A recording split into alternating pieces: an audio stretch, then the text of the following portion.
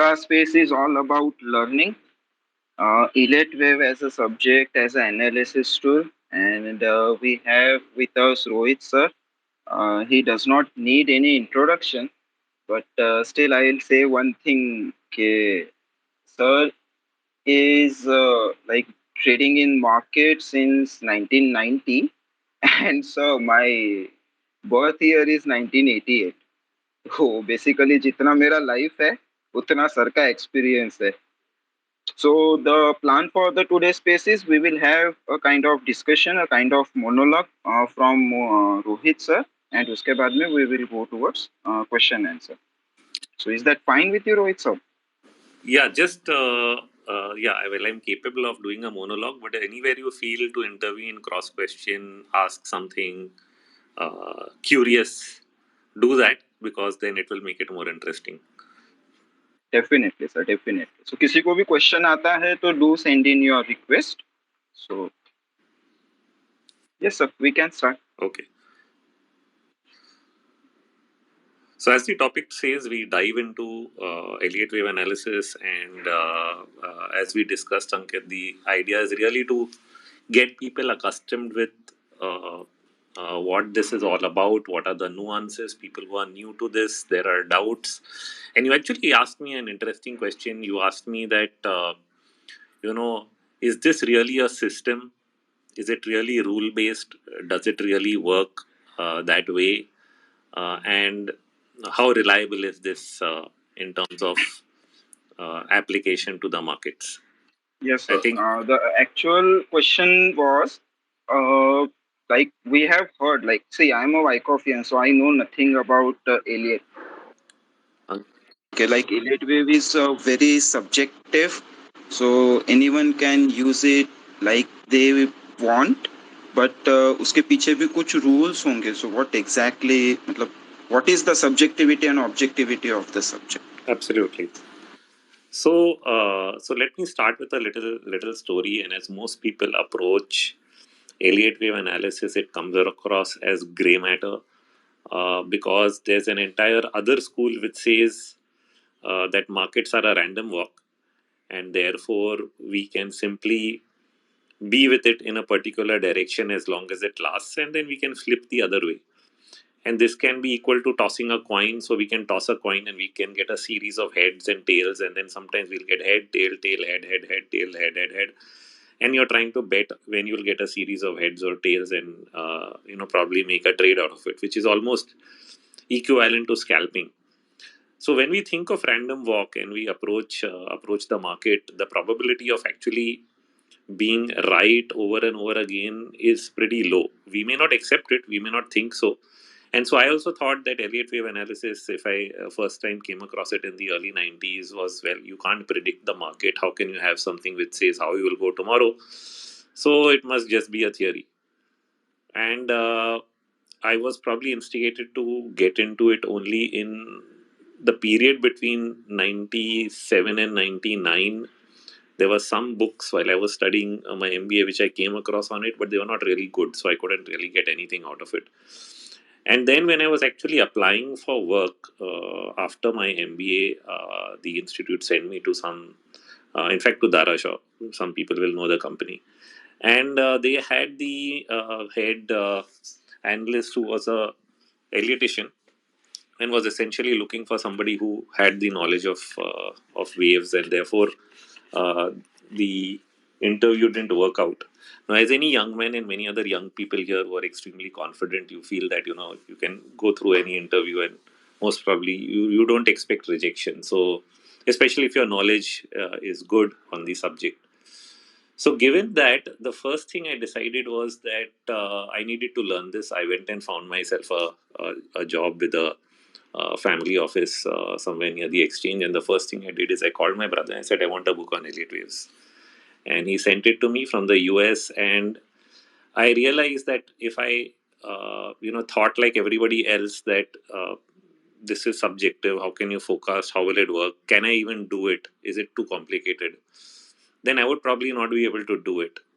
So I decided to apply it as I read, which means I read the first chapter, and as I kept reading the aspects. Okay, this is what you should do. I started to do it on my charts, and I used to write a weekly note to my investors, managers over there, and send it to Singapore every Saturday, looking across charts.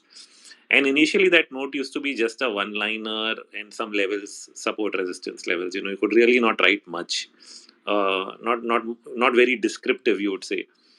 But as I started to apply it along with Elliott Waves, I was actually writing at least three sentences on each of these stocks that I would end up covering at that point of time, with a specific direction in terms of where it was headed.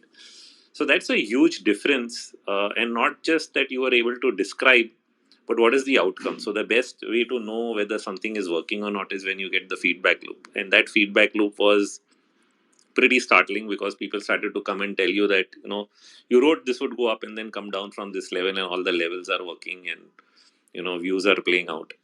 So I don't think I really measured it though in terms of actual data, performance numbers, till I joined Sharekhan in 2001, and then started to give trading calls on that desk. 2002 sometime, one of my directors came down and want to actually figure out whether it's right or wrong, because it's typical, if you worked in any organization, you will be pulled down by the salespeople. They'll try to tell you that everything is wrong. And so the first exercise was to run an Excel sheet, look at all the trades for the year. Where did the winners come? Where did the losers come from? And what is the average rate? So, sort of the first attempt to do a performance sheet on calls that were based on a combination, not a standalone Elliott wave analysis, a combination of Elliott waves along with momentum and so on. For anyone who's seen my work, it's a combination of things. If it's investing, it's a combination of Elliott waves along with the business cycle of the company, where it is in the overall growth cycle. So that has been my approach. So when it comes to trading, it is a combination of momentum and Elliott waves. But having said that, uh, the difference that it really made when I look back, because we've tested systems, we know how automated models work. Whenever you run an automated model, usually based on a single indicator or a combination, you'll find that the number of trades that are wrong versus those which are right are always less than 50%. That means most of these models run on 40. If they're very good systems, they're on 40, 45, 48%. Some of them will run at even less. What I mean by 48, 45% is that many trades would have closed in a profit, say greater than greater than equal to zero, let's say. And everything which is in negative can be taken as a losing trade, and that number is always skewed towards more losers than gainers, even in winning systems. Most automated models, trading systems that are successful, will have ratios which are less than 50% on the winning side. So that is also, they really work on your winners being bigger than your losers. So this is a simple thing. And if you actually if when you put it in an Excel sheet and you're measuring performance, you need to measure what is your strike rate, which means gains greater than equal to zero. What is your average win per winning trade? What is your average loss per losing trade? And then take a division of those two. Therefore, you'll end up getting something which is known as the win loss ratio. Okay, and then further, if you take that calculation one step ahead and multiply all this together, you sort of get close to what is called the Sharpe ratio in measuring the performance of any portfolio and so on. So these are basic numbers when you run them through, and something I started to do in 2002 and then did it all the way till 2018. I don't do it anymore, because what I've seen is that the system, if you follow it consistently, gives you the same results across time frames. And the main point I want to make, though I've highlighted a lot on how people should generally monitor their performance, because if you have never done it, you don't know whether what you're doing is working to a certain degree or not.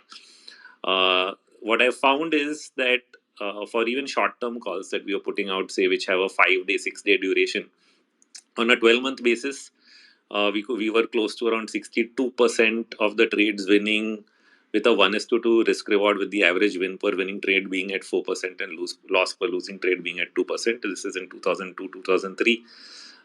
Similar in 2003, 4, and so on. The idea to highlight this is the difference between working without wave analysis, what I was doing in a large part of the early 90s, is that while we think, when we look at charts, we look at indicators, we feel very, very confident. Everybody who's got involved with charts will feel very, very confident that this works perfectly. This is I can really see what is happening. But when you actually put out trades and you look at your PNL at the end of the year, you'll find that you're not doing anything great. Okay, it's also possible that you end up with losses. And the big differentiator really for me was getting into wave analysis, because uh, it changed the entire book. It changed it from into significant, meaningful profitability, plus, as I mentioned, numbers that are uh, not just achievable but make good sense when you're actually communicating views and calls to an audience. Because something which is running at 40% can make money on an algo, but if you're actually communicating to people, nobody can really follow something that works 40% of the time or 30% of the time. Some of the best day traders work at a 20% strike rate. Okay, which is fine for them at an individual level. They are doing it, they are not responsible to anybody. But when you're actually communicating and you need to appear to be right more often than not, I think wave analysis makes that significant difference. So now that brings us to the idea. Now that's just performance. I'm not trying to highlight that I'm good or great at anything. The point to highlight is that, so is this really a system? Is it really something that works? Is it like defined? So when we talk about Elliott wave analysis, it's it's defined by rules. There are guidelines, but the biggest mistake would be to believe that it is like 100% perfect defining system. I mean, this is how it is. This is the only way it can be marked or counted if you do it properly. That is not Elliott wave analysis. Uh, there are three main rules to Elliott wave analysis, essentially related to the impulse wave, which is the directional trend, which we mark as 1, 2, 3, 4, 5, and then there are no other rules after that. Okay, so everything else after that are guidelines to how you should really think about the structure, how you should apply yourself, what are the common things that you see. Basically, guidelines are things that work 80 to 90% of the time, but that doesn't mean that they work 100% of the time. There can be variations. So what's the essence? What is the purpose of the rules?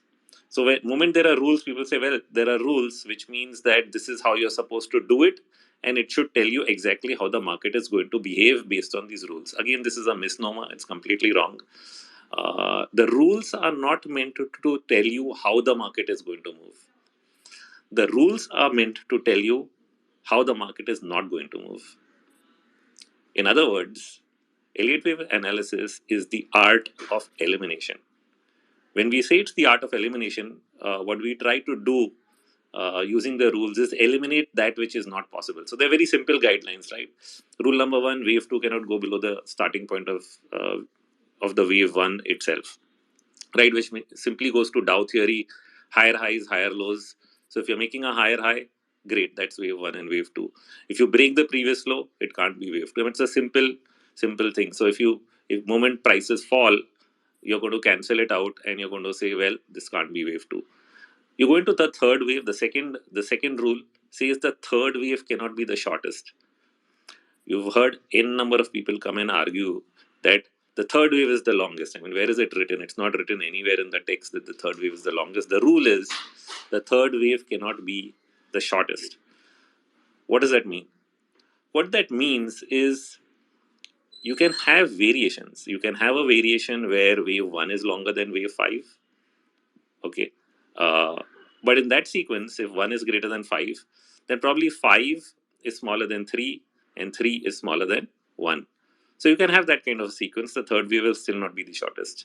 You can have a situation where 1 and 3 are equal and the fifth is extended. Again, the third will not be the shortest. Okay. But what is most commonly seen is that the third wave tends to be larger than 1 and 5. And just because it appears larger than 1 and 5, some people make it sound like this is the rule: the third wave is always the biggest wave. No, it's not the biggest wave. It's just not supposed to be the shortest. But yes, you can say that 70% of the time, the third wave tends to appear larger than the first and the fifth wave. So just because it's a tendency doesn't make it a rule.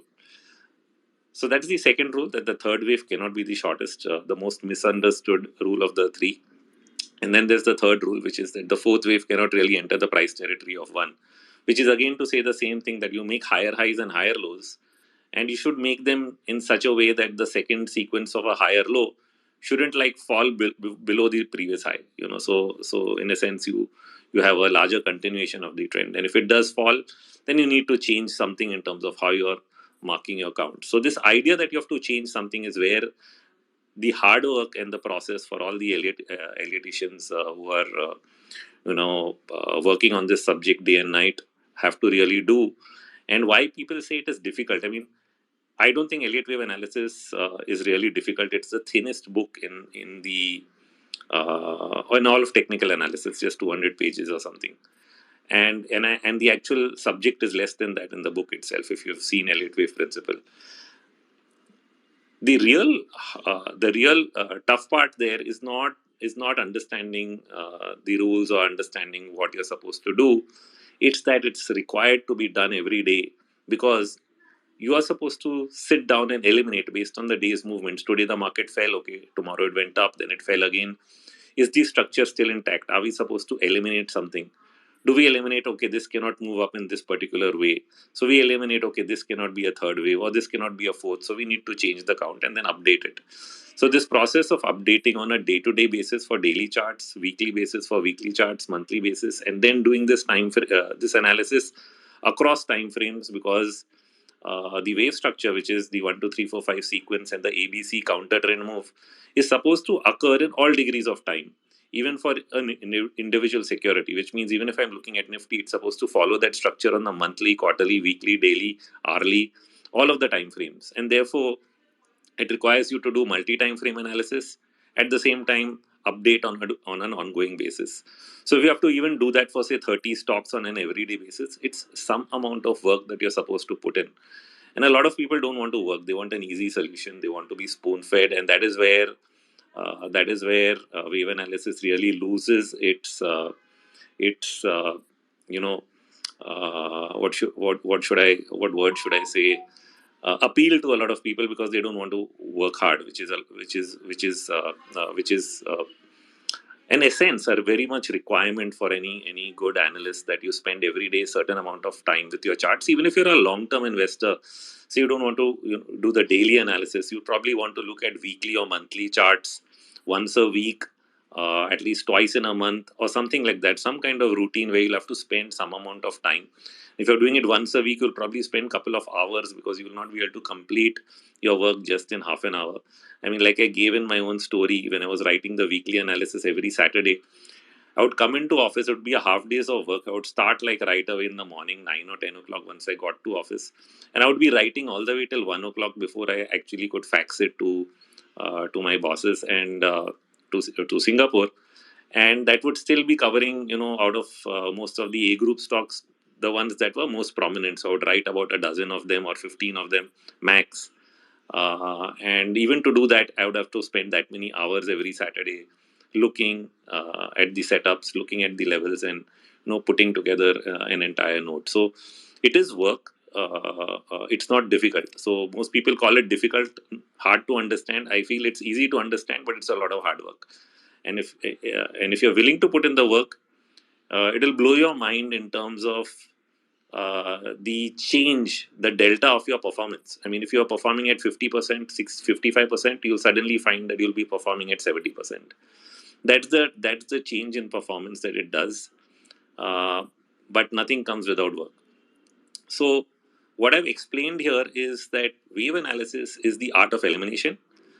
We try to eliminate that which is not possible, so that we are left with the best 2 or 3 possible outcomes. Usually 2, very rarely you go to 3. And then the big question arises, how do we really choose which of these 2 or 3 possible outcomes are the best?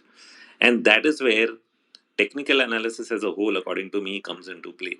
We may think it's not necessary or not important, but any good practitioner is usually putting together a handful of tools. Even people who who are good practitioners of astro, all of those which I've spoken to, all look at technicals. I mean, it's not no part of the market science is standalone. It is always a combination, and the combination only makes it more powerful. So if we actually go deeper into wave analysis, we understand what is really Elliott waves all about. It's essentially herding. Okay, so you're mapping the herding of people, a crowd. So when you take something like Nifty or any liquid stock where a large number of people are participating, what we are really trying to do is measure and map how these people are behaving. And because it's a crowd, irrespective of whether you look at Nifty or S&P, you're watching crowd behavior, and therefore behavior across securities or liquid securities where there's participation. Okay, so even if it is a Adani group, it doesn't matter. As long as there's wide participation, behavior of the crowd shows up in wave structures, which are defined by these rules, over and over again across time frames and across securities. So the essence of it at the center is behavior. So moment we say behavior, we are talking psychology and we are talking sentiment. And where do we really look for sentiment? So there are hosts of sentiment indicators that are part of market data that come out every day. You can either do surveys. Why there are so many surveys in the US, like the AAI investor surveys? I publish the daily sentiment index from the DSI indicators from trade futures. Those are surveys again across US futures and commodity futures. The reason we look at sentiment data, so in our own market, what is so far available is the futures positioning of the participants. So the participant wide data from FII, client, DII, and prop book. You get put call ratios, put call data, advanced declines. All of this is part of sentiment study, which helps us in better understanding where we are in the wave structure. So we look at the wave structure, we know what the sentiment of each wave is going to be. If you're in wave one, what does it feel like? When you're in wave two, it's still a depression because you have a significant retracement to wave one and the first pullback of the market. So sometimes sentiment can be as bad as it was at the beginning, and that shows up in our data because the data doesn't really show significant improvement in sentiment by the time you're at wave 2, but you're actually making a higher bottom. So that's the essence of sentiment. And then third wave sentiment starts taking off, fifth wave it starts to peter out, diverge. Uh, sir, Yeah. ये जो the thing which you just mentioned that every wave structure has certain sentiment associated with it. Can you please elaborate more on this particular part? Like how the first wave should look like, or how impulse and corrective. What are the things you are looking for particularly in that wave structure? So see, from a wave analysis perspective, each wave subdivides similarly. So here's the guideline. The guideline is that if the larger trend is up, then every movement on the way up will subdivide in five waves. Okay, so even when we say that, okay, the rally from say Nifty 17,200 to 17,500 is wave one, what it means is that wave one itself also will subdivide in five waves, which means there will be a five-wave sequence inside wave one, which will be 1, 2, 3, 4, 5. And within the first wave of that five-year sequence also there'll be a 1, 2, 3, 4, 5. So it's a fractal. Okay, so anybody who knows the word fractal, engineers or people who studied art and design, fractal is basically a repetitive pattern that you get across features. Artists can use, I mean, for example, you can use a triangle, and using a triangle you can draw somebody's face, right? Millions of triangles and you draw a face. So that's really a fractal. So similarly, the fractal here is a 5-3 sequence. Move up in five waves, move down in three waves. So every time we move if the larger trend is up, you'll find everything moves up in five waves. When the larger trend is down in a bear market, then all the declines are five waves, and on the counter trend moves are three waves. So this is the basic thing. The next level to this is that these directional moves have a sentimental factor. So when we get a larger wave one, wave two sequence, where you say you get a 2 month rally, which we are saying is wave one, and then we get a retracement of that 50%, 60% retracement, we say wave two. Those sequences are accompanied by changes in sentiment. Okay, so therefore, sentiment analysis becomes an important overlay, helping us choose between alternate wave counts. If I have count wave count number one, I have wave count number two, and I need to choose. Okay, is this going to be ABC up? Is this going to be one up? What is really happening? So there can be different, which is why you see differences of views between different Elliotians at times, and we need to make that choice. We need to make a wise choice as to which alternate should we really choose, and that choice comes with the use of not just sentiment. We can also overlay momentum analysis. Okay, good momentum analysis where we are actually able to map swings that are happening, And when you're doing something very, very long term, which means if you're trying to study a 50-year, 100-year chart and see sequences, you can even overlay economic analysis. So that is a completely different level of thinking. And even if you're trying to do it with a company, the fundamentals of a company, okay, you can actually get a sense of where it is in the sequence of its life cycle. So, in for example, a very complex bear market ends in wave Z. Okay, so when we look at say a stock like BHEL from a price of over 300 all the way down to 20 rupees between 2010 to 2020, what we see as allocations is a complex bear market, multi-year bear market, which we mark as W, X, Y, X, and Z. Why do we use this sequence? Because starting with W, the sequence ends in Z, and after Z, there is nothing in the alphabet. So when we reach point Z, what we try to say is that this particular long-term bear market is coming to an end. And at the same time, when you look at the fundamentals of the company, you'll see that it has gone through some of the worst times where it is making losses. But at the same time, it's not a company. So the only judgment you have to make at a point like that is, ये बंद नहीं होएगी company. Okay, so if I see Wave Z and I can look at the balance sheet and say, sure, it showed 2,000 crore of losses last year, but this company is not going to shut down because it has huge assets, it has a lot of capacity, and they can do something to turn around. Then I know I'm at the starting point of the cycle. To think that you'll get positive fundamentals at the bottom of the cycle is not going to happen, right? Because then prices wouldn't be down. The reason they're down is something is wrong. Our judgment is that something is wrong but cannot get worse, and wave analysis gives you that additional perspective that the worst is over. And when we overlay that, we are able to get confidence that Z is equal to this is equal to this. So this is the point at which the turnaround is going to happen. So this, I've just given you an example of how you think of an individual company and overlay wave analysis with that. So these kind of thoughts. So where we are. So even when I'm thinking of the company's fundamentals, I'm thinking of psychology. How are people perceiving this? Are they thinking that ये बंद हो जाएगा, or they can't do anything? Like I remember thinking of PSU stocks in 2002 when they were paying dividend yields of 8%, 10%, but the NPAs are also high. You had a dual situation. So it looked like the worst is over. It looked like there are triangles forming, they're breaking out of that. And if I went to my head of research and said, well, we should start covering these companies, you would say, नहीं नहीं नहीं, ये सब NPA बहुत है, बंद हो जाएगा. So you understand the sentiment. Sentiment is that things are too bad. We don't want to touch this. Okay, but there's nothing that can go wrong. Or you're at the bottom end of the cycle, of the business cycle. So these are things that you have to sense. You have to sense sentiment, data, and the wave structure. And if you're able to put these three together, whether it is the market, whether it's a particular security, whether it's a commodity, whether it's a currency, you will be able to judge where you are in the sequence of things. You will come across alternates. There will always be one or two alternate possibilities in a market at a particular point of time. And at each stage, wave analysts will try to make a judgment call as to which one they should choose so that they can have the best outcome. Sometimes the choice is between short term and long term also, because the long term can be in a question mark. So you can choose that, okay, let's go with the short term structure, at least that is clear.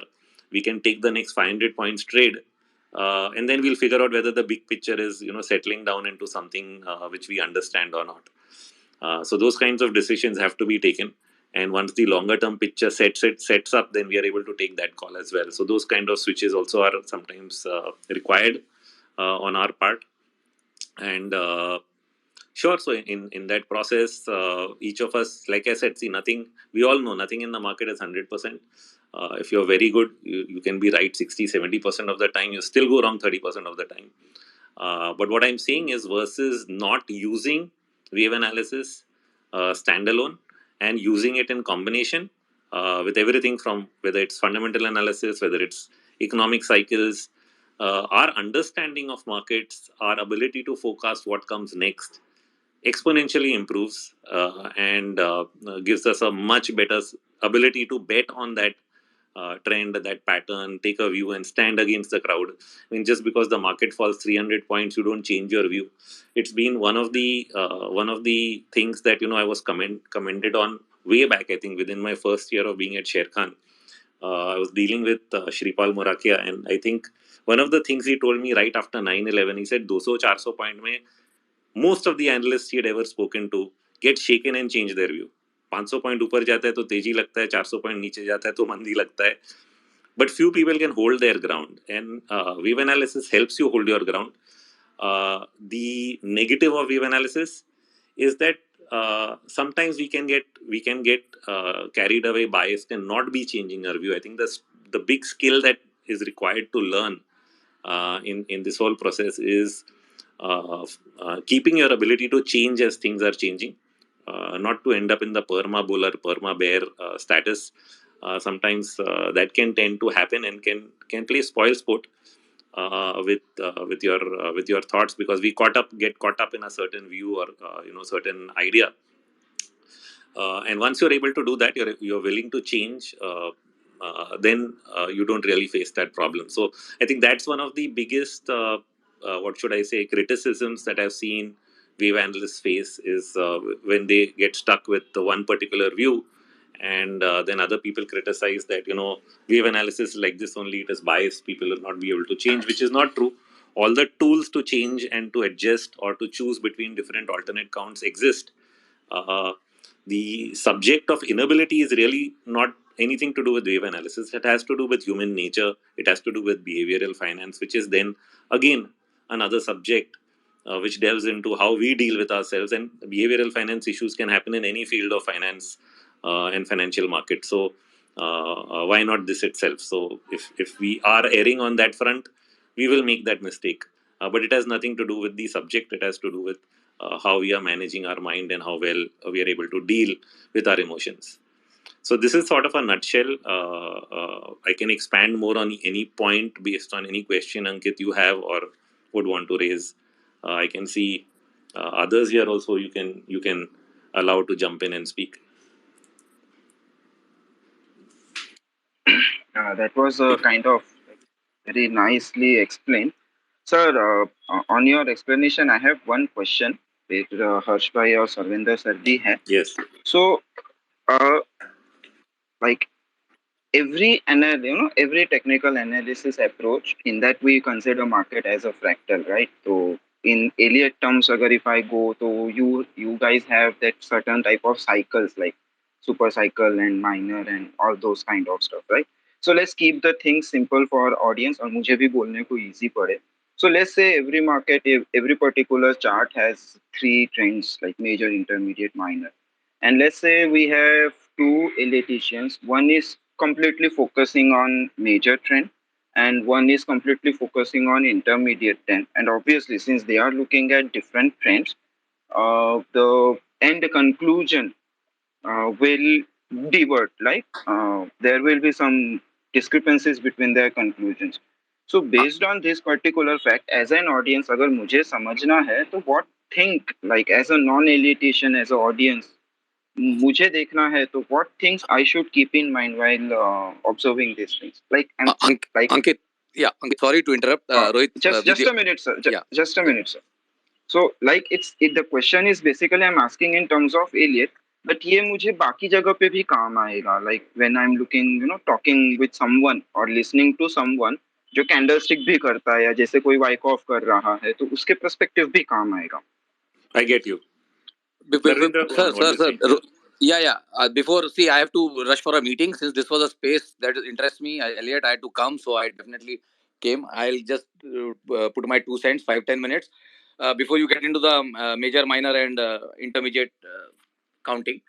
See, I had promised last spaces that we will discuss a little bit about B waves and what B waves are actually are, and that was a contention that the move from the June lows is a three wave. So for me, that's definitely a three wave, and you're also mostly counting it as an X wave or a three wave. The whole idea of the B wave, why I still count that as a B wave, is that I'll just read it from the book itself. B waves are phonies, they are sucker plays, they are bull traps, they are speculators' paradise, orgies of odd lotter mentality, and expressions of the dumb institutional complacency or both. They often involve a focus on a very narrow list of stocks. Okay, and the best part is, if an analyst can easily say to himself, there's something wrong with the market, chances are it's a B wave. So all these conditions, as far as my mindset goes, are absolutely fit here.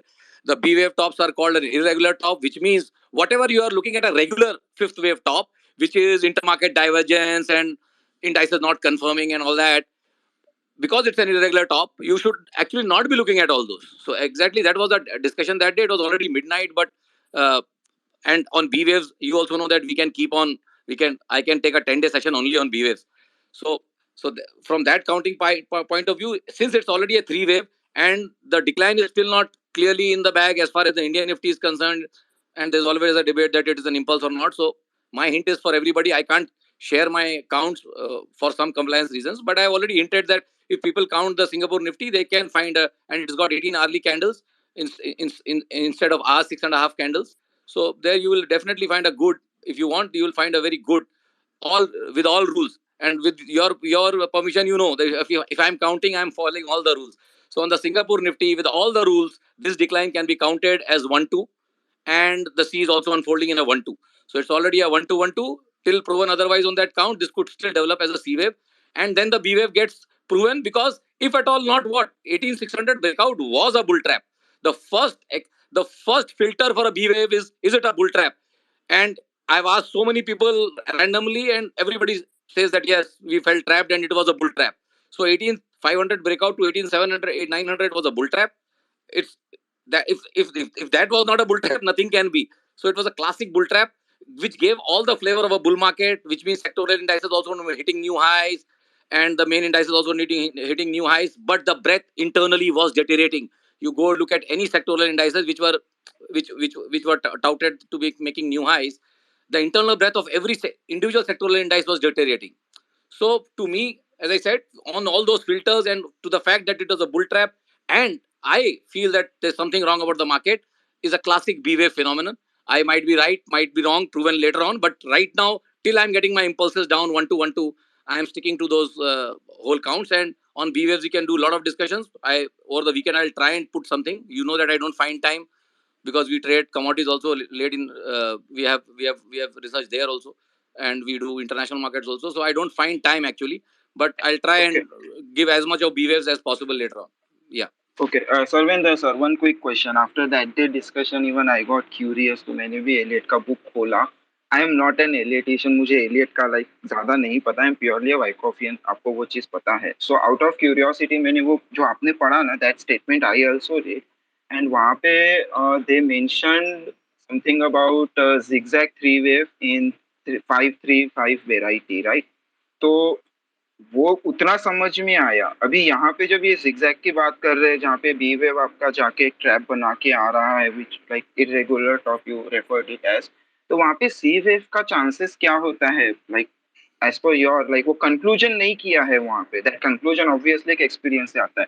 तो वो सी wave जो बन रहा है, वो B जहाँ से B चालू हुआ है वो उसके पहले खत्म होगा, वहाँ पे होगा, उसके नीचे जा सकता है.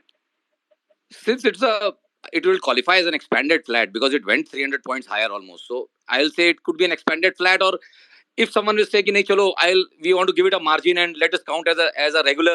Let's count it as a regular flat also." In that case also, if it's a regular flat, you are coming back to 12,180 or whatever, वो जो 12-15-200 का जो लो था जून का. So you are coming around 15,180s, वो उस एरिया में हम आने वाले हैं.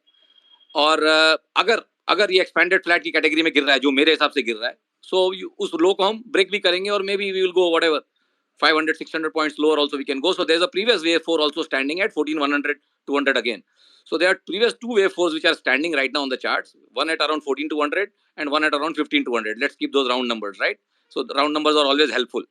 So I think in either of the cases, the C is developing. It will take some time, but as I pointed out, that it has got all the classic signatures of a bull trap and something wrong with the market, which is clearly defined in the book as a B wave phenomenon. It's not a X wave to me till now. So now if it develops into a triangle or something later on, which we have no handle right now. Right now I can see a clear impulse developing. Now that impulse itself gets into an ABC and starts forming a triangle or something like that. Those counts will later on evolve. But every technician with his art of elimination, as I said, and his wise choice will try and figure out what is the sentiment and nature of the wave. So as I said, right now to me it clearly fits on two counts: a bull trap and something is wrong with the market, with the breadth, with the indices internally.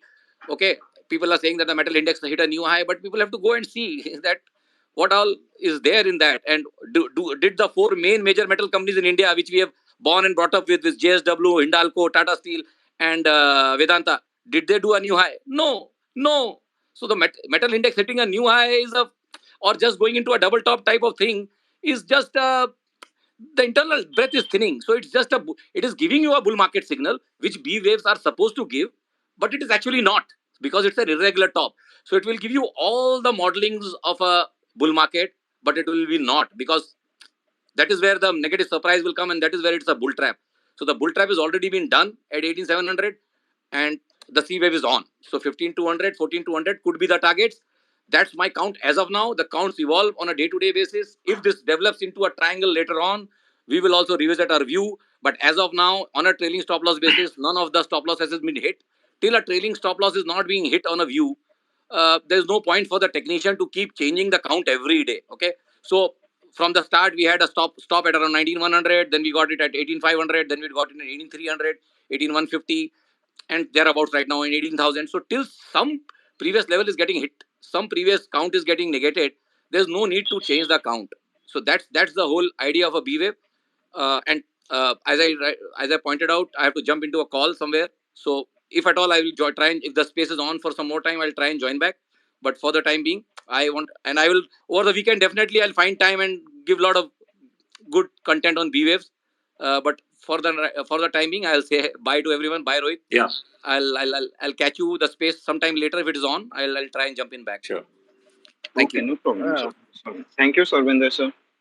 Yeah, so thank you. Thank you. basically, he's still trying to escape the Arre, conversation before Harsh, giving Harsh, a Harsh, valid Harsh, point.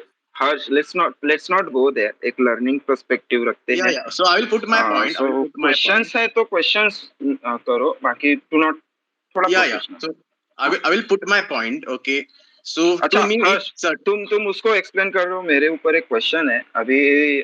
आप दोनों से मैं question पूछ रहा हूँ, Rohit sir and Harsh. I understood that much what Surwinder sir बोल के गए, राइट. तो एक्सपेक्टेशन अभी जो सी वेव में है, he is expecting 5 wave kind of thing, right. And he also mention बीच में some triangle something. As a non alliteration मुझे नहीं समझ में आया, तो if any one of you can थोड़ा सा उसको लेमन लैंग्वेज में एक्सप्लेन कर दे तो yeah, yeah. हेल्प हो जाएगी. I will first put my comments.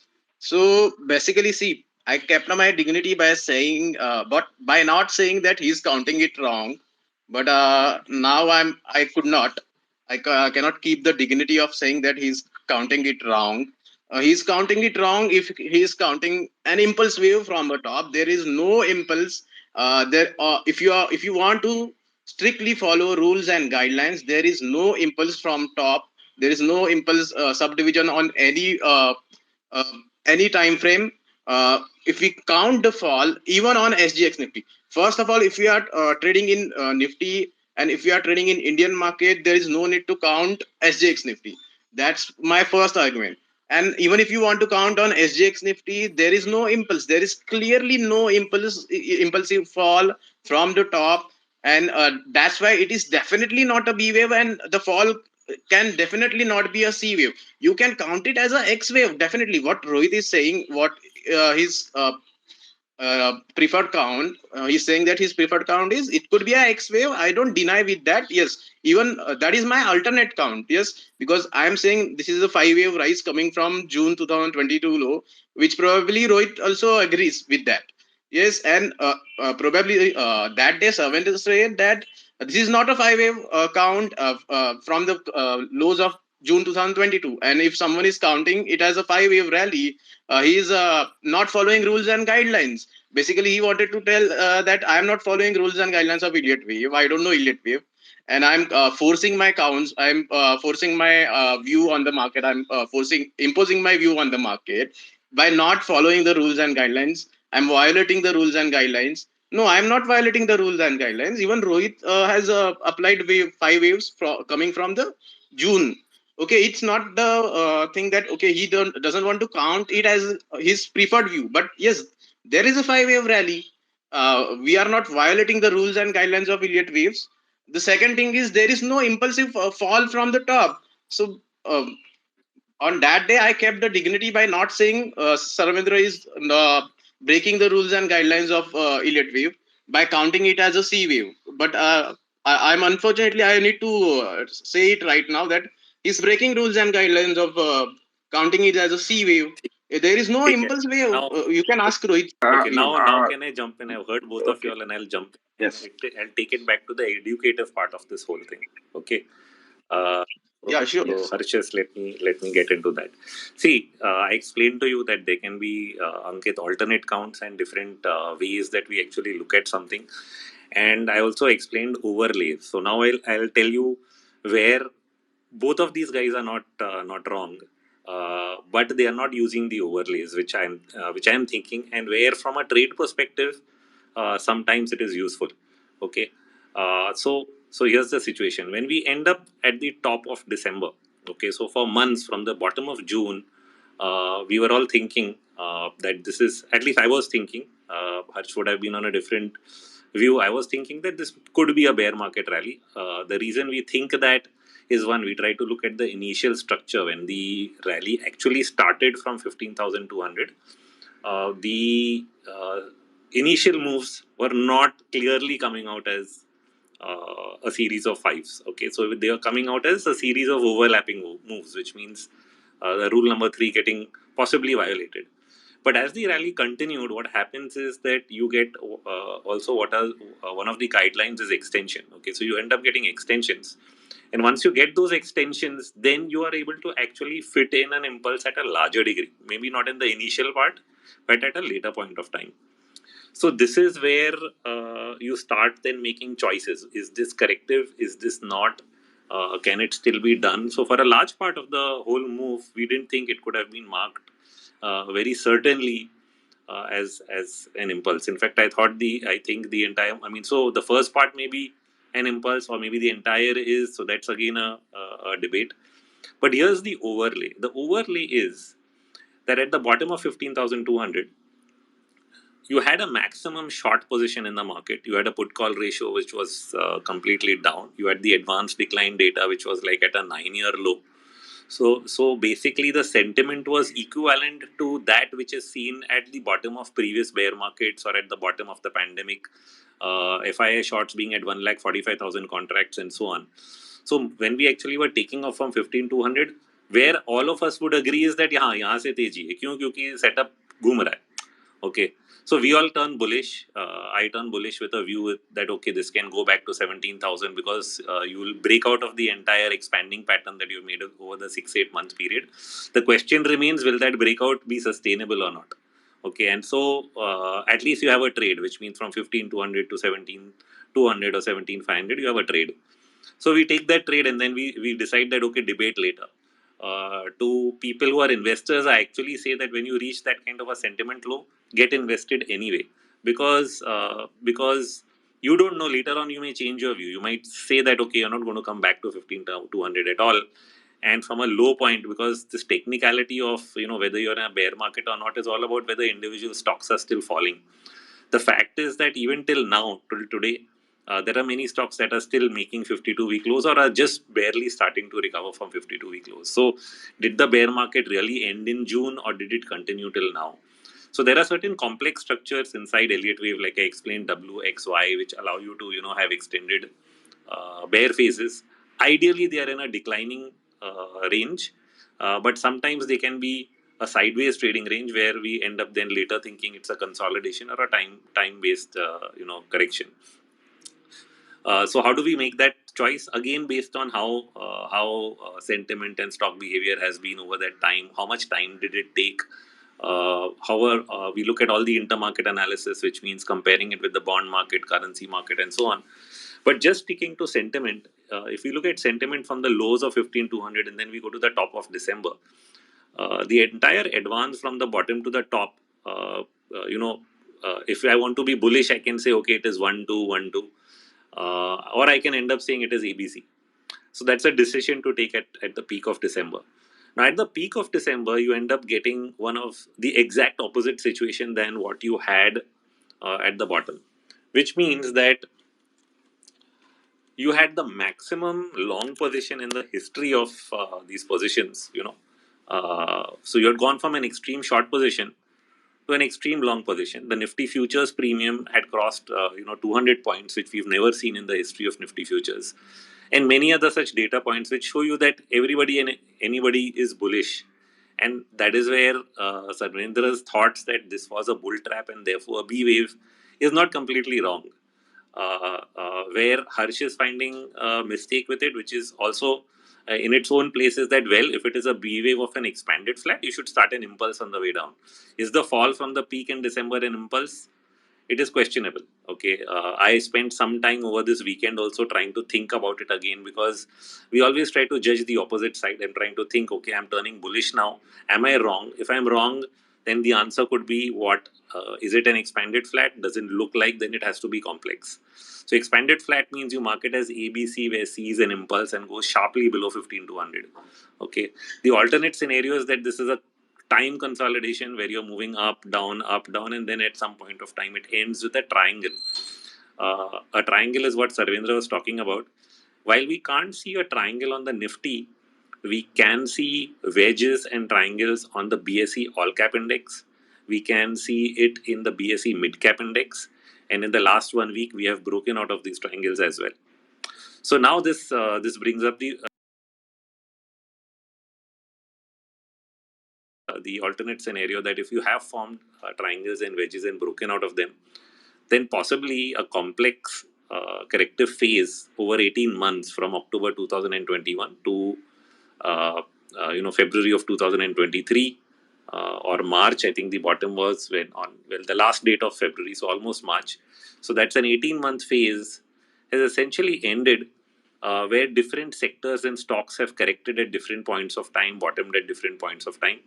And is that phase really coming to an end? And that's the view that I'm trying to take. So here you have three different people trying to take different views, where you'll find the commonality is that we can see a lot of the same things that each of us can.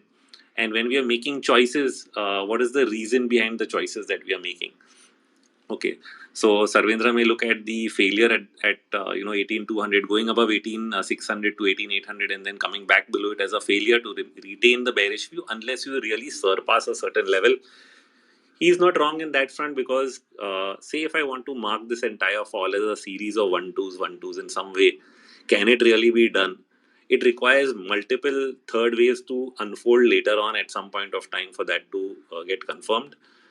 If it does, so therefore till we actually don't break out above say 18,100, because we've topped twice at that level, once before the budget and once in February, we may not be able to take that. Some people may have a different level, if not 18.1, some people may say 18.3, and after that they'll probably conclude that okay, maybe this down phase did end.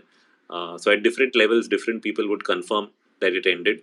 The triangular and wedging formations I have used along with uh, the return of extremes in sentiment again on the negative side at the end of this month, post the Adani crisis, as a reason to think that possibly the worst is over. So this is where these overlays, now not everybody uses them, is where I find it useful. So I would have stuck with my view in line with what Sarvendra just said, that it's bearish. I wrote a extremely bearish report in December at 18,800 after it started falling. The reason to flip is sentiment turned on its head. I flipped early. That is a mistake. Now, that is what we call, again, it's a behavioral finance thing, right? We make the mistake of sometimes turning early. That is one of my problems. But what is the data? The data is that the volume put call ratio, okay, which means the number of puts being traded relative to number of calls, is now the highest since 2009. Okay, and this happened not just in India, it happened in the US.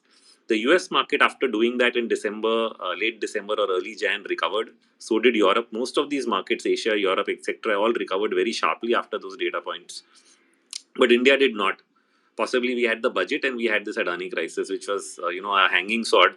But now that that is behind us, the volume put call ratio has only spiked further. In fact, earlier it was the second highest reading since 2009. Now it's the highest reading. So we surpassed 2009. So we are trading more puts than calls on a ratio basis than we did at the end of 2009 when the Nifty hit 2200 as of this last 1 week. Okay, I take a 13-day average, and the 13-day average is now higher than where it was in 2009. Similarly, if we look at short positioning, we see we had around 131 lakh contracts. That is 1,31,000 contracts. Up to a week ago, they have covered some of it, so it's down to around 78,000 till yesterday. I don't know today's number. So, but they're still short. Okay, so you have now some difference. You don't have premiums that have come off a lot. They're back to 50 points. They're not down to 20 points, which would be a normal range, which is also a reason why maybe the market's not taken off. But sometimes those changes can also happen as the market rallies, the premiums fall off, because people get an exit and they get out of their long trades. And then that shows that the positioning is reduced. But some of these data points, which are already now at an extreme, at the recent bottom of 17, 200, 300 that we are seeing, is sort of telling us that things are turning too negative. Sentiment is turning too negative. And so, is this really the right time to choose a view which is extreme bearish over here? And so, that is where I think our conflict will remain. Okay, I use the sentiment overlay to really choose that I take this as a complex W, X, Y, and maybe Y is over as an alternate. We have debated the possibility that I take it as 1 and 2, which Harsh is suggesting, which is what he saw in one of my videos. So I also marked that one of my team members agrees to it, others don't, and so we have our own conflict on that. Is it possible? Not possible? Should we take it? Should we not take it? Some of the means of elimination that I use do force me to eliminate it, so I take it as an alternate count rather than preferred. But it's not wrong in theory to take it as an impulse, the entire move from 15,200 to 18,800, and which is why I'll not call it wrong.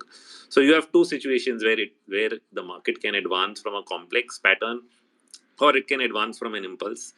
The last scenario to me is the one where the December top should have been a false top and everything should have fallen apart. But the fact is, it's not visible that way. We are not seeing a fall apart, and for that, and that's where we go to macro factors, right? We end up watching which are the two main factors that have been important over the last 2 years, and they've really been the bond market and the dollar. So we continuously watch what is happening in the bond market and the dollar, both in the US and India. We've of course seen the DXY has peaked in September, even though it's bouncing back a bit now. It's far away from the peak. The only part of trouble we are seeing right now is with US yields, but there also there are major divergences. The 2 year is making new highs which are not confirmed by the 10-year or 30-year, which was not true in the earlier sell-offs. If you see the earlier bond market sell-offs into December, all the three contracts were really falling. The 10-year, 30-year, 5-year bonds were all falling together. This time around, over the last 1 week, that is not true. Only the 2 year is falling, not the 10-year and 30-year. So this is an intermarket divergence, and intermarket divergences are important plays to determining that some kind of trend change could be at hand. So I'm not jumping the gun here saying that this spike in yields is the end of the world, which is the risk basically. The second one is of course the dollar. So then also look at USD INR. The USD INR has made a triple top near 83, failed to cross it once, twice, and thrice. And after something has failed 3 times, then we start thinking that this is not going to happen. So from a view that maybe it could have gone to 85, 87, 90, we have to now contend with the idea that 83 is a triple top and you might actually see USD INR decline. Over the last week, we actually saw a significant drop in the currency. And so therefore, that is in the currency pair, not the currency. And that sort of indicates that the rupee is starting to strengthen a bit, but it needs some more support. The last part is the bond yield. The Indian bond yield is also a triangle pattern with a triple top near 7.4, 7.5% over the last 9 months, I think, from June of last year. If it breaks out, it raises the risk levels for the market. If it doesn't, then we are home on that as well. But we don't have a breakout on those factors. So even though the risk is like it's sounding like a hanging sword, it's really not happened. Nothing has happened. It's just fear in the mind right now, and that fear is what we see in sentiment. So when sentiment shows that fear is at the highest, I am on the side of disbelief that no, all these bad things maybe they are not going to happen because everybody thinks they're going to happen, and that sometimes is not the case. So that's the sentimental overlay in making choices of what should be right or what should be wrong when there are 2 or 3 choices on your table. So that's my way of looking at this whole debate. It's not that one is wrong or other is wrong, but you can have overlays to think what to really choose. What should you choose? There's a method. You need to have a method of overlaying different things and deciding what you're going to choose and which side you're going to take. shall I speak? Uh, Basically, my argument is not about whether you can count the rally as three waves. I'm not opposing that. What you said about the X wave, yes, definitely, I agree with the X wave. You can count it as a X wave. My opposition is to counting it as a expanded flat B wave. Because like if I'm counting it as a expanded flat B Yeah, but wave, I need a fall. yes, Harsh, I explained that, right? That the fall doesn't appear impulse. I explained that. Yeah, yeah. Unless Like like I we mean, force multiple one twos into every ABC, if I say this is not ABC but it is 1 2 1 2 and then 1 2 1 2, then I'll be left with a series of 1 2 that needs to unfold with series of 3 4. Not the ideal situation. I completely agree, which is why I'm not going with yeah, that view. But what I'm just trying to say from a theory perspective, that till proven wrong, he's going to stand by that, and so theoretically he will not be wrong. Okay, because he's yeah, yeah, yeah. sticking with the wave theory concept now, on a concept level. Now when I overlay even daily, weekly, monthly analysis, again I don't see, because I see it that it's subdividing into series of threes and not into a series of fives. So therefore it is Yeah, not exactly. my probability take. But what I am trying to again say is, rather than point that this is wrong or right, when there are different alternate possibilities, how do I choose? That is what I'm trying to point out. I'm not trying to say that anybody is wrong. Yeah, yeah. No, so basically, my opposition is not to the counting it as a bear market rally, Yeah. as a X wave. Definitely, I'm not arguing about that. I But know. like, You're if I saying want to that if the count, fall is not 5, then therefore it cannot be C of an expanded flat. I completely get you. yeah, I mean, if you see the fall from 18,880 to 17,700 odd, 17,770, that's the first leg of fall, Yeah, but right? Harsh, that is That the is, reason. That is the reason I changed my view in January, because the fall from the December top till the first week of January itself was looking ABC x ABC, and I said it yeah, can't be an and the next expanded fall flat. is also ABC, So when it right? can't be Next an fall is also expanded flat, I ABC. immediately changed it. And only thing is, I changed a bit early, but it's not. It's still not looking impulse. But yeah, it can. But for the sake of counting, we can say it is 1 2 1 2 and stick with it till it is proven wrong.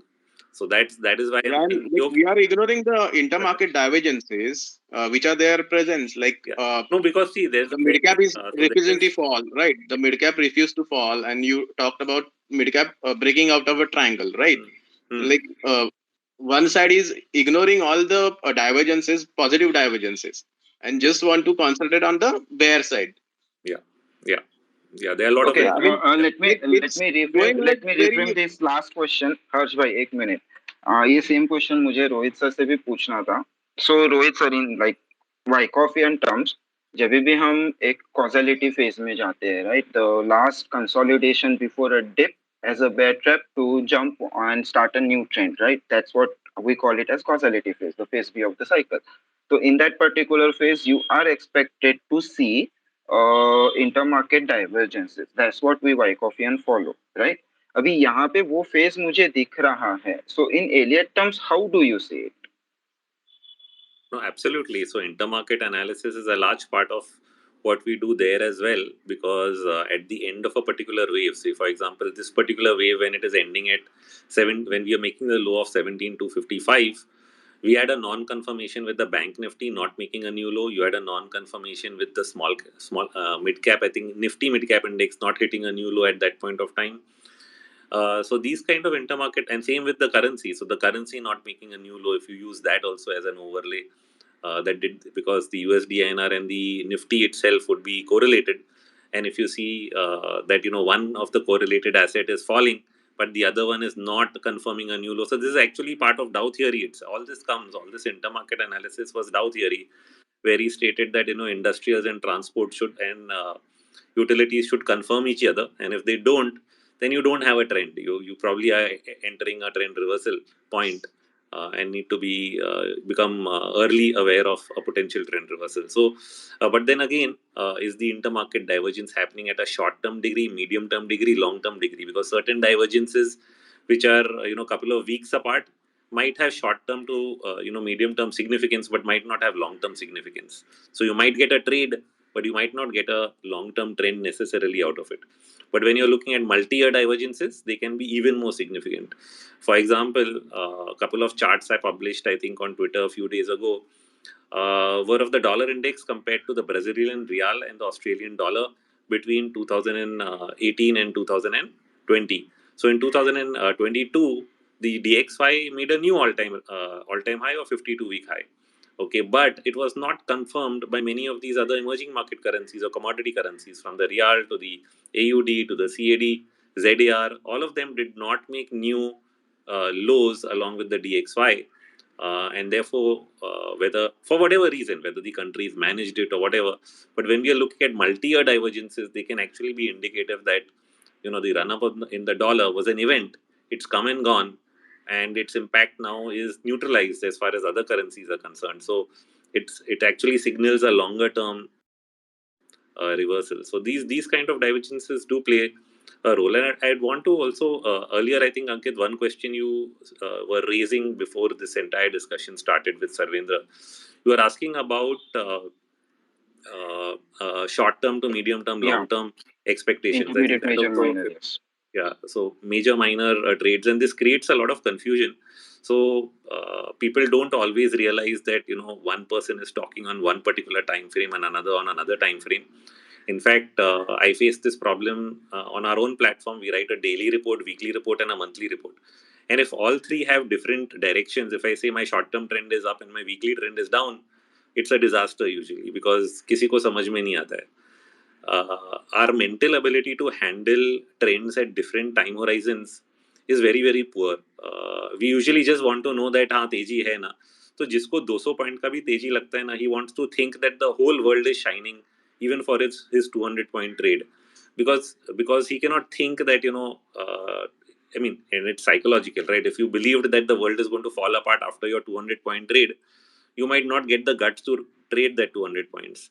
So therefore, for the guy trading 200 points, it's really essential for him to ignore everything else and only bother about what he can see for that particular time horizon. And which is why, if you give views across different time horizons to people, it's actually chaotic for them. And so therefore, giving, say, a medium term view, say, like just like I explained, say at 15 to 100, I think okay, the markets can rally. And if by mistake, instead of saying that it is a major bottom because sentiment is poor, I end up saying that, oh, it's a bear market rally, but I don't know whether it will come down again, most investors will not invest, because they'll say, well, you said it's a bear market rally, so why should I buy in? It's going to come down anyway later on. And then you have to think about, oh, should I have really said that at all? I should have just because it was such an extreme low, I should have said it's worth investing in. I should have said it's the bottom, and then once it goes up, I can judge whether it's a bear market rally or not. Probably that helps in telling people a story which is more acceptable, and that probably works for them when we are in this in fields of advisory and so on. Of course, we don't give advice, but even if I'm giving a market view and I'm writing and I'm publishing market opinions, this problem is still persistent. And so it's a learning for people to know which time horizon they are dealing in, and probably stick to that time horizon only, and not get affected by other time horizon views. I mean, why would you be, if you're a 200 point or 500 point trader, why you even care about the inverted yield curve? I mean, who care? How does it even matter to you, for example? So you would not, that would be the least thing on your mind. You would essentially be looking for the right trade setup from where you can get that move, where the momentum is there, or where you get a 5 wave decline on an hourly chart, from where you can actually get a 3 wave bounce and or a 60% retracement. And that's all that really concerns you, if at all. So it's tough if you have people with different time horizons come on to a debate. Of course, they will end up not coming to a clear conclusion. But then that comes down to maturity. That you can align and agree that in the short term we are both going to be right. I mean, I've had that. Sarvendra has worked for me for many years. We used to be sometimes on the same channel, on the same show, and we would have a view that okay, short term both are saying it's going to go up, but medium term one is saying that eventually it's going to come down, and the other guy is saying that it's eventually going to still go higher. And we can be right or wrong on the longer term, but short term we can be on the same side of the trade. And in those situations, what you end up doing is at least take the trade, because what we've learned when we run a book is that never leave a trade. If you have a good setup that's going to work, then you should take it, because that sort of helps you avoid the nuances and the potential for loss from a wrong view at a higher degree.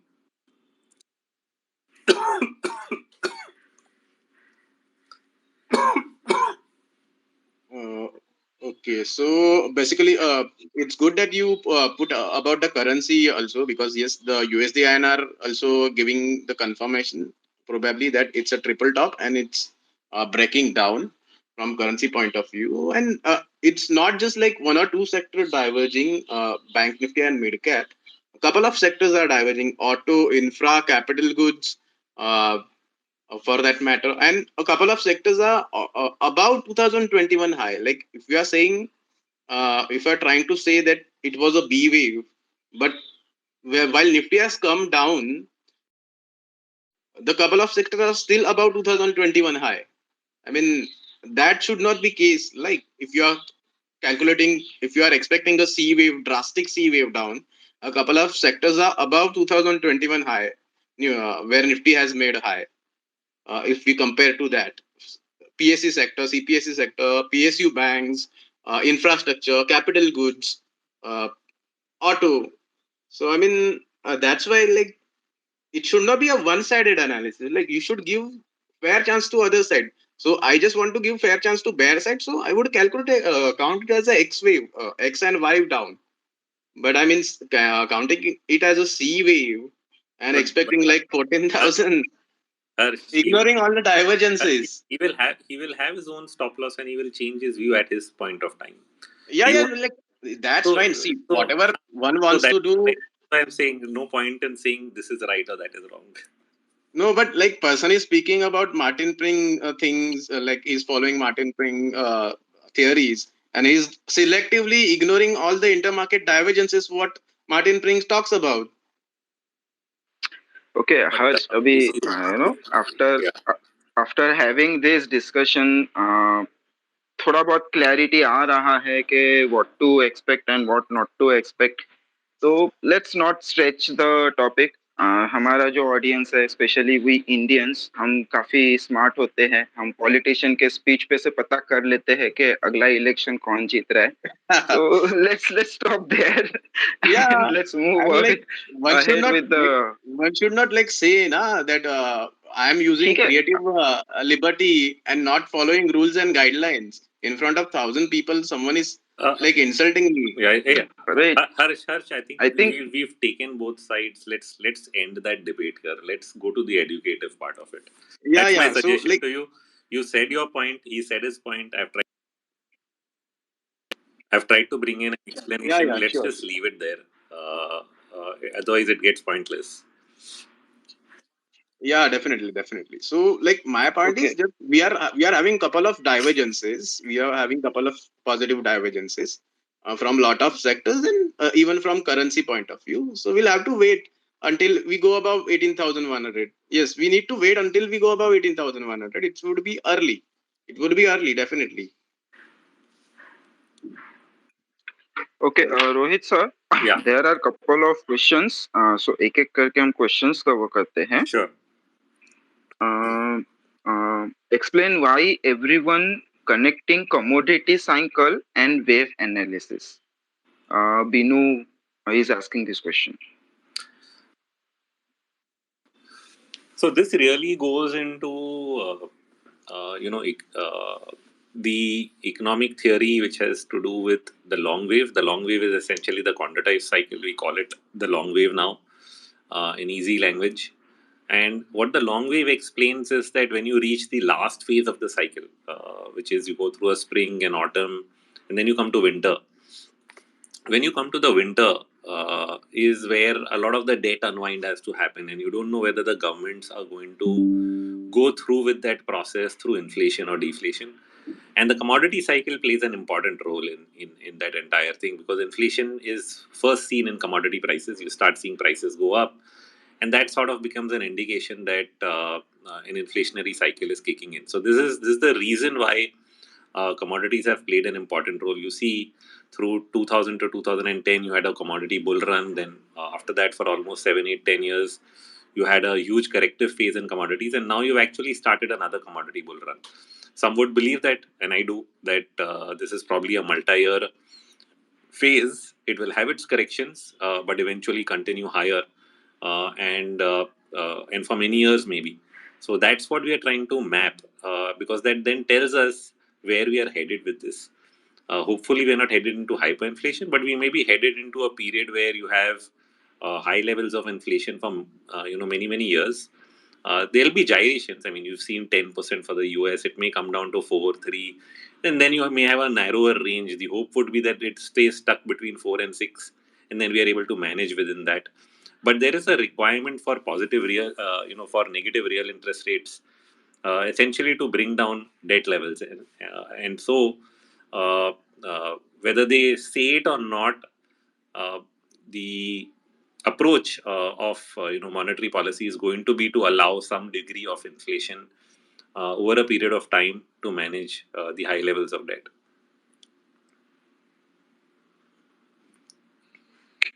Okay. Okay, so I agree with multi-year breakout in commodities, and yes, probably we are heading for a very good bull run in commodities as well. And so, if we talk about commodities, bonds, and stock market, there is a lag. Definitely, there is a lag. But if someone is saying like commodities going up is bearish for market, I would definitely disagree. What do you say, Rohit, on that? So the best period to study for that is 2003 to 2008. Commodity prices went up. Oil went from $20 something in 2001 to $140 almost. And despite that, you did not get high levels of crazy inflation. So inflation is, not always a monetary phenomena. It is not always a negative thing. In fact, rising prices improve profits. If you just look at the rise in commodity metal prices, for example, from copper to steel and so on, that's actually helped all these companies which are in the metal space deleverage, reduce their debt. Some of them have promised to become zero debt in the next 2 years and so on. On the other side, you have this boom in electrification. If people who studied what is really happening, which is going to, create huge demand for copper, etc. So there are multiple factors working around. So will just rising copper prices become an issue? No, they are not the only factor driving inflation. So inflation comes from many different sources, not just commodity prices. Commodity prices are a good reflection of demand, which is sort of why we used to call copper Dr. Copper, sort of an indication where economic activity is headed. If you even listen to the Fed's recent announcements, they are already claiming that inflation, which was coming from manufacturing side of the issue, is actually cooled off. The only problem is in services, and essentially highlighted airlines, hospitality, and financial services. So it's just completely different place. And the last part is they're not even looking at deflation. He's talking of disinflation, which means fine, prices have come up, let it just cool off and stay here, and then we can go back to normal life at a higher price level. Because if you even keep prices at a higher level, you've sort of pushed up GDP to that extent in terms of nominal GDP, and managed your debt level to that extent. Because if you look at US debt to GDP, it has come down from over 130% to around 126%, around 5-6 percentage points because of this inflationary cycle. If they need to get it back below 100%, they'll probably have to have a couple more episodes of inflationary cycles. So they actually need it. That is the opposite side of the story. The only thing is you need it without really crashing the system. So you just have to watch how well they manage the whole issue. If they're able to manage through it without really causing a significant problem anywhere, then actually end up being positive for many sectors in different ways. But yeah, you don't want it to seep through in a way that price of everything keeps going up every year at 15-20%. So that's the problem that they're trying to address. Yeah, definitely. And I think it also depends like the cause of inflation, why the prices are going up. Is it because of demand or is it because of supply constraint? So basically, what we saw during the last part of the crude rise, uh, when the dollar was going up, crude was going up, and the market was going down, that was because of the supply shock. That was because of the supply constraint. The commodity prices were going up, that was bearish for market. Definitely, that is bearish for market. But if the dollar has reversed and dollar is going down, and the commodity prices go up because of the demand, that should not be taken as a cause of concern, right? That shows the economic growth. So even I see commodity Okay. bull market continuing. Whatever Harsh you said now, हमारे what theory I follow is during expansionary phase of an economy, right, हमारा commodity and equity ये साथ में चलना चाहिए। जैसे कि अभी रोहित सर ने भी बताया था, कमोडिटी का कंजम्पशन बढ़ेगा तो प्राइसेस ऊपर जाएंगे, बट वो कंजम्पशन से प्रोडक्ट आके वो इकोनॉमी में भी थोड़ा स्टैंडर्ड रेस करेगा, आपका ग्रोथ बढ़ाएगा, राइट। बट जब भी हम एक्सपांशनरी फेज में नहीं है इकोनॉमी के, तो that time you have to see all all other factors, जैसे कि आपने बताया कि करेंसी है तो उसके हिसाब से इफेक्ट आ रहा है नहीं आ रहा है, वो सारा पूरा बॉल गेम चालू हो जाएगा। Right now we are in that particular phase, और जब तक ये क्लियर होगा तब तक move have already been started. तो हमको वही जजमेंट लेना है एज ए टेक्नीशियंस के what exactly happening on macro economic fronts, and उसको हम किस तरह लेंगे, बिकॉज ये जो फेज चल रहा है, ये फेज के बाद obviously within some years हम फिर से एक एक्सपांशनरी फेज में जाएंगे। That's how the economic cycle works. तो दैट्स व्हाट बेसिकली आप दोनों वो सेम पॉइंट ही बोल रहे हो, तो वही रिपीट होता जा रहा है। So with this, Rohit sir, a question, and even I am curious for that particular question. Uh, I huh, Algos are saying, Dr. Kushal Kumar, time frame should be above 3 hours for Elliott analysis. Why some analysts share 1 minute view, right? So I'll just rephrase the question. Okay, your views on Elliott wave on 1 minute time frame, like your individual views. Yeah, see, I don't do it because I'm not a day trader. I think only somebody who's day trading will want to go down to a 1 minute, 5 minute kind of time frame. One thing I highlight that the lower the time frame you will choose, the higher the amount of noise you're going to really face. Okay, so if you really don't want a large amount of noise in your analysis, ideally you don't go below hourly charts. If you're dealing with mid caps where the volume is not more than 100,000 shares, or maybe it's only 20,000 shares, 10,000 shares, you might not even have to be able to do very well with daily charts. You might have to go to weekly charts. So each chart is different. We usually look at the structure and decide whether we should look at it on daily, weekly, or can we even look at hourly. So it doesn't come into picture only for mid caps. Okay, so wave counts on hourly and lower time frames are best with an index where you know that you've taken most of the large caps into account and therefore participation is very high. The structure really shows up more clearly. But even there, moment you will drift to lower and lower time frames, you're going to see more and more wave subdivisions. Like I explained, wave 1 subdivides into 5 waves. Then wave 101 also subdivides into 5 waves. And if you're going to go down and analyze each micro degree wave, the number of subdivisions you will see on a 10-minute chart are so many that you can interpret it in 10 different ways, which then defeats the entire purpose. Another thing which we do, like I mentioned, you have to do multi time frame analysis, which means if I look at hourly, I also look at daily and weekly. And the higher time, it's and all the time frames have their importance. So the higher time frames verify the lower time frames, and the lower time frames verify the higher time frame. Okay, so therefore we try to look at both situations. So is the weekly time frame showing that a fresh wave is started, then something is completed on the daily time frame. But on the weekly time frame, if I think this is wave 1, does the daily time frame subdivide into 5 waves or not? So these are two different angles with which I'm looking at something, which is confirming daily with weekly and weekly with daily both.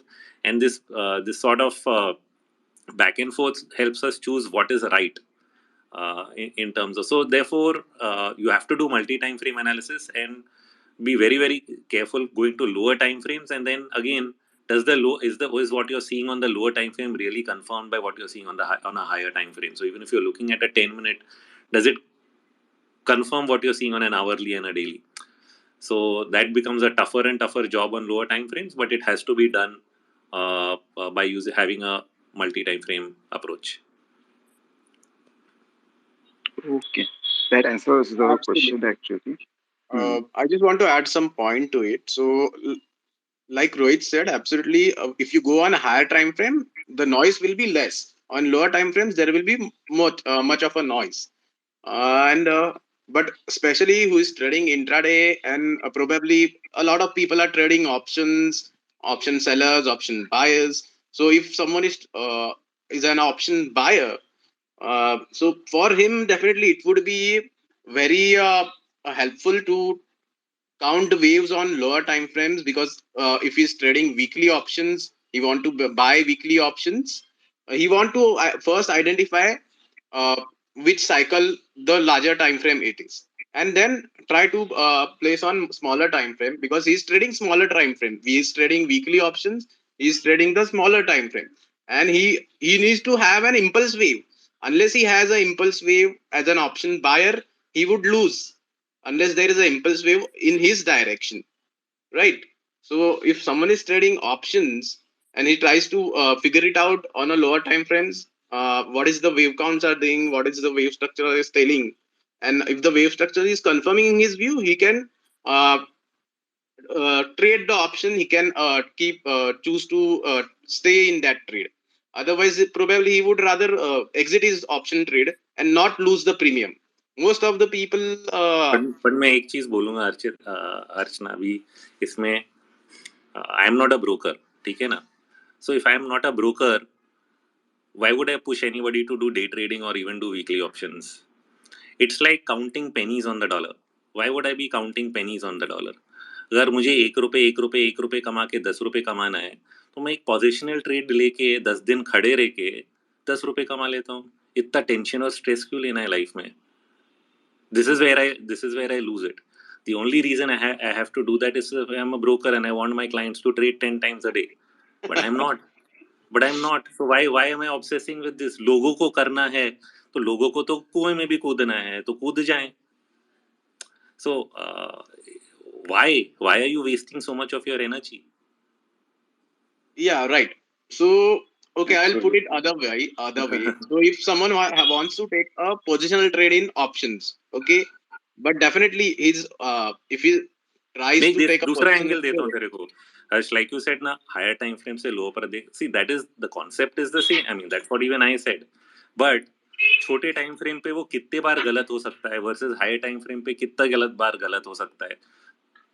yeah, obviously higher The time frame. proportion, the proportion of number of times you go wrong when you're doing a lower time frame is always higher than a higher time frame, and Yes, yes, definitely, I that's agree where with you will that. not be able to handle it. Yeah, yeah, definitely. What I was saying that lower time frame will help him to take a decision whether he should be doing holding the trade, because on a higher time frame he may see impulse wave still coming, but on lower time frame he might see breach of rules, right? The breach of rules as per Elliott waves. So he might choose to not to trade, because like if market goes sideways, again he's losing a premium. Yeah. So lower time frames essentially are useful in managing your view at a higher time frame. That is about all it serves purpose. But how low we should go is a function of whether you're a day trader, positional trader, and so on.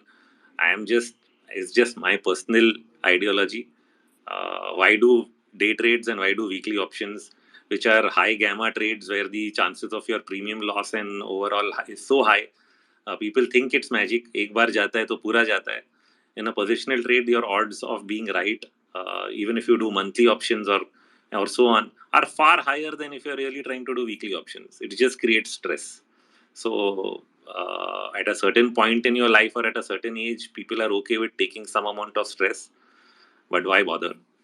If life can be easier, why are you making it difficult? Right, right. Absolutely. अच्छा sir, Rohit sir, एक अभी थोड़ा out of context एक question पूछ रहा हूँ. I was reading about you earlier. So 2009 में you started deploying funds via 2006 में you started deploying funds via futures and Nifty, and in 2010 Nifty was at same level but your returns were like 100%, right? Yeah. So Yeah. doing that, to वो time के बारे में कुछ share your experience during that time. What was the phase and So how you what I was managed it and running, all? yeah, what I was running was actually a portfolio management service that we started in 2006, and it is a long shot fund. Initially, we tried doing it with options. Then we said let us only do futures Because options, there are drawdowns, most clients are not comfortable. So futures, I thought, will probably limit drawdowns.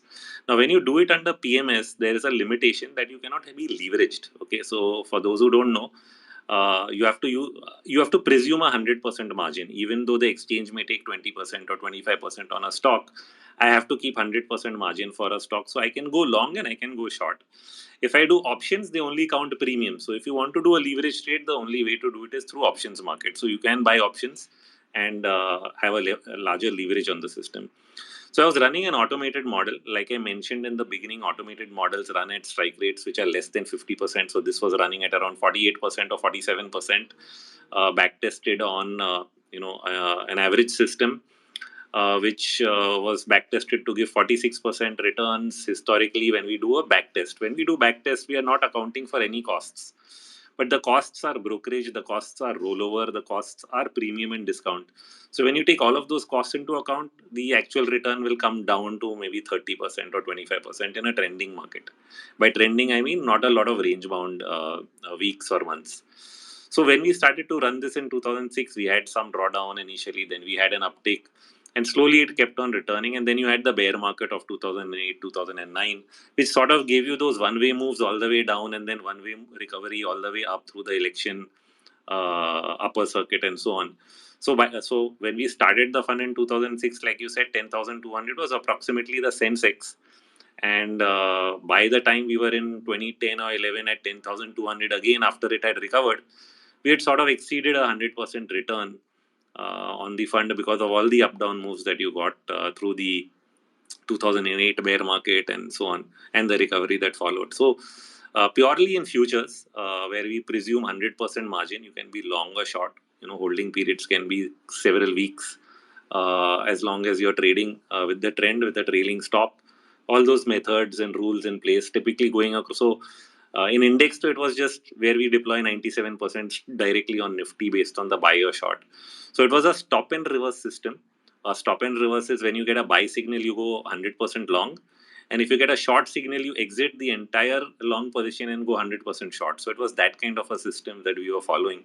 So there was no position sizing involved where you do 20%, 20%, 20%. For that, we tried doing it in a stock futures fund where we deployed across, say, 10 to 12 stocks, and take an equal position across each stock, and then do that deployment. So that was the strategy. One was an automated model, one was a stock portfolio based on our view, but both were in the futures market, long short, running on 100% margin, so no leverage. Okay, nice. So अपने अल्गोस मतलब executions के लिए वो तभी भी use किया है 15 साल पहले इन futures. Nowadays we have weekly options हमारे market में, and we also see the algos running into the weekly option. Since you have been trading in markets, आपने इतना कुछ देखा, इतना experience है. So what's your opinion on this concept के weekly options में हम algo trading करेंगे? वीकली ऑप्शंस में हम लोग एल्गो यूज करें दैट. हाँ, like people are doing nowadays, right? Yeah. So your view on that? So two takeaways from using algos. One of them, since the system I was running was an end of day system, one of the big takeaways was when we backtested. I backtested based on closing prices. Okay, so closing prices मतलब अगर आज भाव इधर close हो रहा है तो by signal आएगा, तो मैं एग्जीक्यूट कब करूं? क्या मैं कल सुबह आके मार्केट में लॉन्ग करूं क्योंकि क्लोजिंग पे आया signal? So what I found in the test is that if I come and execute the trade next day in the morning, my return collapses by 50% on the CAGR, which means if my CAGR is 40%, it will drop to 20%. If my CAGR is 25%, it will drop to 12%. The reason is, of course, well known. Now, a lot of people may have read about the tests on the Dow and so on, that basically overnight gaps are a significant part of your return. Okay, so if you do not execute a signal at the time, on the hour, on the day where it is actually, where the signal gets created, then you actually lose out on a significant part of your return. So it has to be executed on that dot. So all our execution would really happen in the last hour, last 15 minutes of trade on the very same day. So if I'm going to get a buy signal today, I have to know the average closing price that will generate that signal. पिछले last के 15 minutes का average निकाल के कि हाँ इस price पे signal आने वाला है, and I have to execute that trade on that very day. Then I get advantage of the overnight moves, because if the market gaps up tomorrow after you buy, you do not lose out on that return. So that is an important one that we do, and that is where I always look at executing most trades on a closing basis at the close of the market, rather than at the opening on the following day, where there's uncertainty about what might happen till 3:30. This is one thing. So even if you are executing algos, they have to have that finesse of execution on the hour, because nowadays if you're doing weekly options, I think most people will be using algos that are running on intraday charts, not on end of day charts as I was doing. So if you're running on intraday charts also, it has to have that execution finesse ability, that your impact costs are low, you're able to execute large quantities in a certain range. Otherwise the cost of that trade goes very high. Can it be done? Should it be done? Sure. In most algos now, when they're running it this way, there's always going to be an external factor, which means you have to decide whether this is a trending move, non-trending move. Do you want to deploy your algo now or not? So most people take a deployment decision, that whether they want to deploy the algo at this point of time based on certain readings. Because if you have a trending market, most of your readings go right. When you have a non-trending market which is gyrating, then most of the readings of the algos also can go wrong, and therefore there's some overlay that the managers of that algo will end up doing to decide whether they want to run the algo or not. Okay. Okay, there is one question. It's a very interesting question actually, from Karthik Chaudhary. For a country like India, which is just coming off high capex infra cycle, wouldn't our industry not have lost appetite for new capex given high rates and currency risks? On the contrary, it will kill demand as people will put off large capex due to fiscal risks. No, you see, there is a certainty when it comes to. So this is where government plays an important role, right? We always forget the role of government. Even US did a lot of infra allocations in their budgets, as we are doing right now towards capex. So why the government is stepping in and doing this allocation is to ensure that uh, there is demand, right? There is a product. So if a company has to execute, it has this, and once you know that okay, this is the plan, this is what I need to execute, there's a time frame, there's like a 3-year time frame, you need to execute this, put it on the road, and once it's complete, you will get your payment. So you know the payment cycle as well. So when you go to the bank for actually borrowing, does a 6% or a 7% interest rate really change your ability to do that business? No, it's just a cost factor which will be priced into the entire model. So it actually creates comfort, when you have the support of government for this kind of spending. It creates comfort both on the side of the banks that are lending, and on the side of the companies that want to execute, that they're going to get certain cash flow, and they are able to plan that. So interest rates are not really the risk over here. Interest rates become a risk where it is variable, where you're, say for example, you're dependent on consumers. Now consumers have only X amount of savings and they need to spend it on something. Okay, and a lot of them are now borrowing to spend, they are using EMIs, and then if interest rates go up and the EMI shoots up, there's a limitation on how much they can consume. So it definitely has an impact on discretionary spending, but not for capex. Okay, so I think we questions are completed. So we Okay, have I have one question. So Bolo Harsh. okay, yeah. So I have question, Rohit. So as we are expecting commodity bull run and also probably equities also going up, can we see a period like inflationary period where even the yields interest rates are going up? Can it be possible? So you have seen it in the 1940s. It all comes down to acceptability. The 1940s post-World War scenario is what is often used as a model for what was initially coined as modern monetary theory, or MMT, which was I think it started with the International Bank of Settlements, the IBS, putting it forward, and then most central banks were thought may adopt it, won't adopt it, and the pandemic provided the opportunity to try and move in that direction, which is basically that you get governments to provide some support along with central banks. It's not just central banks will keep rates low and the economy will pick up, but there should be some fiscal support also to the economy so that you can actually get growth going to a point where there will be some level of inflation, because if government starts spending money, that's when money actually starts seeping through the economy. Simply when you do monetary policy, cutting rates or QE, that money just simply goes and sits as reserves on the bank's balance sheets, pushes up asset prices, but not necessarily pushes through the economy. So government spending was an important part of the whole thing. Only thing is governments were not expected to spend in the way that they did, into trillions of dollars, and that is what has caused the cause of the inflation, apart from the changes in workforce behavior from the work from home story. So what we I think are ideally wanting to go back to. So this is the ideal scenario. Forget about US recession and so on. The ideal scenario is that you go back to a inflation rate that is publicly acceptable, and a growth rate which is high enough that you can keep the earnings momentum going. So you need some government support, not too much that it causes excessive inflation. At the same time, some of it that you have an inflationary cycle that helps in bringing down the long term debt. So this is like sort of a middle path that has been designed, workable. It worked in the 1940s in the post World War scenario, because you were rebuilding, you went back from war to manufacturing, and for 10 years you had high inflation and high growth and high interest rates simultaneously. Initially you tried to keep rates low, so therefore you actually had negative real interest rates for many years, and then at the end of the cycle, eventually, as demand keeps exploding, interest rates did go up into the 60s and 70s to then counteract inflation. So can we really have the same scenario? The hope is yes.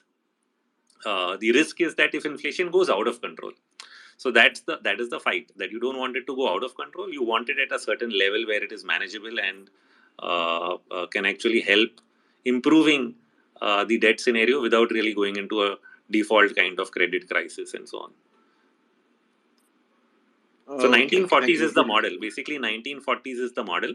Will we achieve it or not is what we are watching in real time. We are all trying to guess and watch.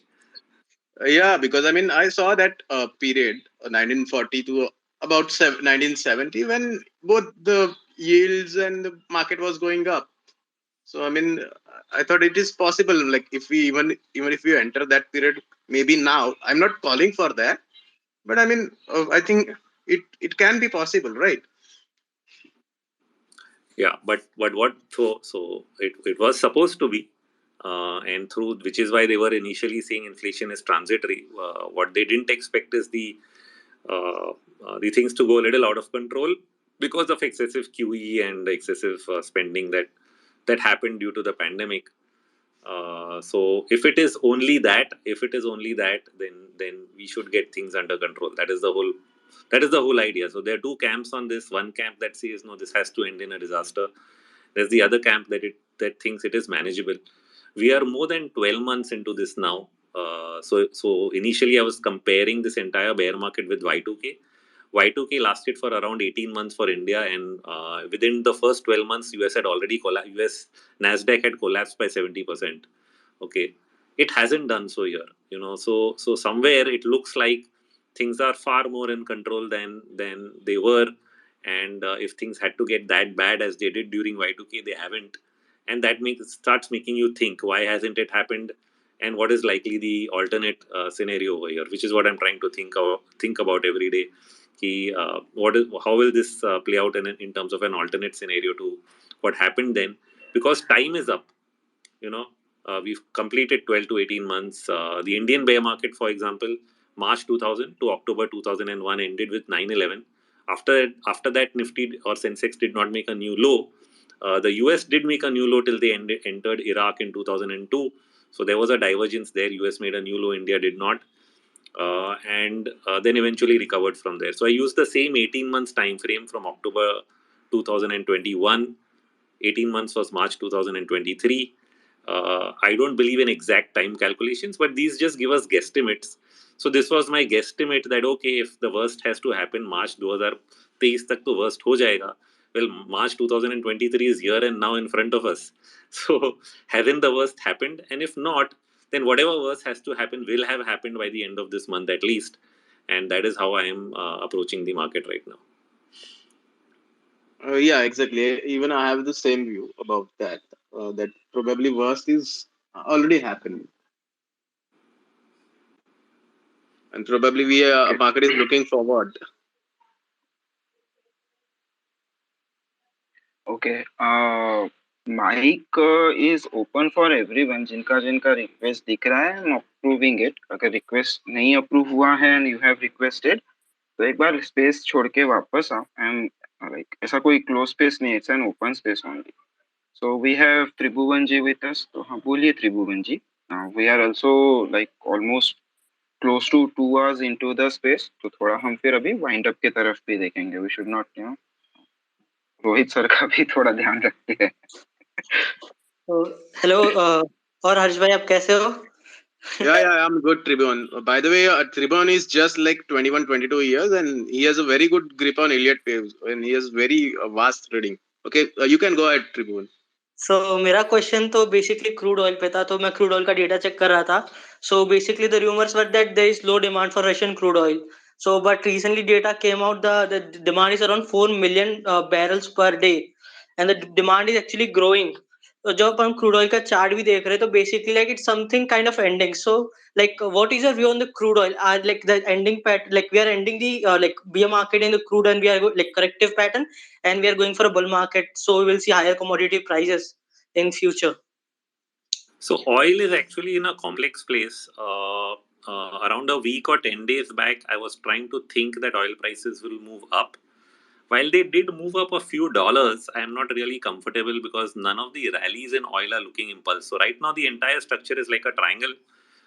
But is this a bullish triangle or a bearish triangle? So when we take one step back and I look at the big picture on oil, okay, the entire rally in oil from when it hit $7 in 2020 all the way to 130, it's a 5 wave sequence, which means it's a bullish trend long term. But within that 5 wave sequence, the fourth wave is close to around $62 or $65 in between. Now, one of the guidelines of wave theory is that when you go to into a longer term corrective phase, you often go back and test the fourth wave low, which is close to $65. Now we have come to as low as 73, but we haven't touched 65 yet, and we are forming a triangle. So actually, there's a case that this can go both ways. If we don't really break out above 81, 82, the chances are that the chances of going to 65 before really starting an upward trend in oil are actually real. And what would be the cause of that is not really clear, whether it'll be the OPEC thing which they announced last week, or whether it'll be Russian oil, or whether it'll be something else. Not sure what will drive it, but there is a case that oil can cool off. But again, like I said, if it does move beyond a certain point, then we'll presume that we have a bottom. So like I was listening to one of your like weekends in the chart. So there you discussed the case that there can be two cases. We can go for a 60% retracement and the downfall can continue, or we can go for a hyperinflation in third wave. Yeah, but so again, I will see. So will a new oil bull market be a hyperinflation, or will it be a slow and steady expansion in oil price? Uh, Let time decide that. So I'll just look at it as the opportunity comes. The only thing clear is that longer term it's headed higher. Shorter term we are open to possibly one more dip. And will it result in normal inflation or hyper? I think anybody's guess right now. It's not something we can conclude. Okay. So another thing, like regarding more like trading stuff. So you were telling regarding the system on futures. So basically, even I'm trying to build a system for positional. Currently, I do weekly options, but I'm moving into like positional futures trading for monthly. So basically, the problem with me is like I have hard time like making a stop loss for a positional trades. So I generally try to trade reversal long and shorts, like tops and bottoms, try to catch tops and bottoms. But the problem with is कि stop loss decide करने में दिक्कत जाती है with risk management in positional trade. So can you suggest me something for that? You asked me something which I have to spend hours on. How to trail a stop. My methodology, it's a detailed explanation of using multiple a handful of 5-6 tools that we use and we train on, but I can't explain it in short over here. No, no, more about it, like the stop loss part, like when we try to catch Yeah, tops and bottoms, right? yeah, I'm So talking of stops only. So stops always trail from the nearest high or low, and then after that you have to trail it along with maybe the swings, with the averages, and you have to keep choosing between what you trail it with. And so I have an entire method of doing that. okay, thanks. You can try using something known as the parabolic SAR as a starting point. Try to explore that indicator. It's pretty interesting, meant for stop and reverse. Sure. Like I'm more building an algo system, like quant model. So I will just check it out. Yeah. Okay, I would like to add one point over here. So, since Tribhuvan is just beginning his career in Elliott Wave, and probably everyone who is new to Elliott Wave, a lot of people try to predict the end of trend and try to catch top and bottoms. Obviously, I mean the Elliott Wave suggests that like we can do that, but the least what we can do when we are trying to predict top bottom, we should look for signs on a lower time frame, at least on lower time frames, that if we are predicting a bottom, we should have a break above a swing high. The On a lower time frame, if the market is breaking above the swing high in a 5 wave impulse, then probably we can try to catch that. But what people do, people try to find the end of that ongoing impulse move or ongoing the move, and try to pick the bottom, and that's where they fail. It's reverse for the picking the top. So rather we should like wait for market to give an initial impulse on either side, depending upon where we are looking, whether we are looking for finding bottom or top, and then we should enter, and then we can decide our stop loss also based on that. Ankit, you can take the next request. Okay, sir, can you see speaker request because I can't see any. I can मेरे see को many. so you only have to approve then. Twitter glitch. Really? You're not able to do it. Achha. No, I can't even see any of them. Oh, okay. This happens if you're probably using an Android.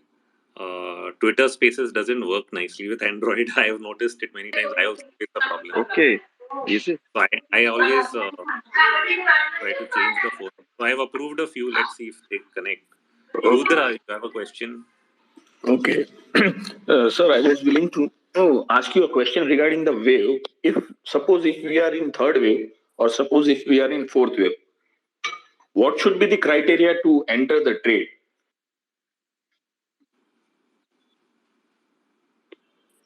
If you are in third wave or you are in fourth wave? Fifth wave, sorry. Criteria to enter the trade. I'm not sure I get what you are trying to ask. Because if you want to trade the third wave, you trade the third wave. If you want to trade the fifth, you trade the fifth. No, suppose we are in particular time frame, say daily or weekly, we are anticipating that currently we are in third wave, right? Okay, so what should be the point where we should consider that okay, this is the point where you should enter the wave and trail it to the end point of the third wave? See, the first step is knowing कि ये खत्म हुआ क्या. अगर गिर रहा है, say for example, it is falling in wave 2 or falling in wave 4. Okay. These are corrective factors. So they will have a corrective pattern. A, B, C, 1, 2, 3. Yeah. It will be 3 waves basically. Yeah. 3 waves or 7 waves as a corrective. Okay. So the point at which I can say that 3 waves are over or 7 waves are over is the starting point of entry. Okay.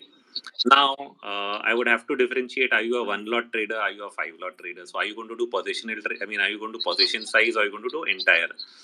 The approach for both is different because people who are small, if they are starting out the first time, they will want to take a confirmed trade. So, they can't really, even after it bottoms on wave 7, they will still need some more confirmation because they have only one trade to take and they have to be sure. Okay. So, they may even wait for a higher high, higher low. They may wait for certain indicators or a moving average close before they actually enter. So there are a couple of things to consider over there.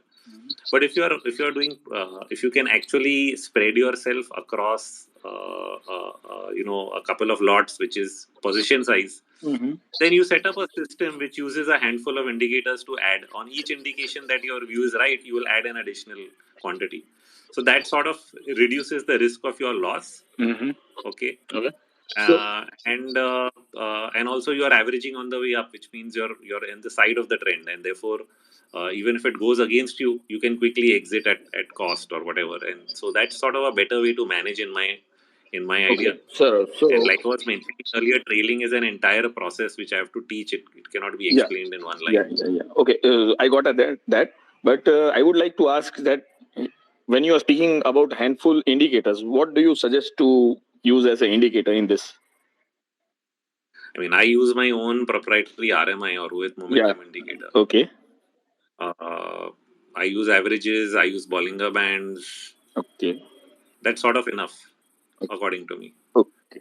Okay. Thank you. So it just comes down to how you use it and how you execute. Yeah. That's the main part. I know it. Thank you, sir. Rohit भाई, हम तो indicator use ही Yes, नहीं sir, करते, Sharad ji. Use नहीं करते, तो trading नहीं हो सकता है क्या?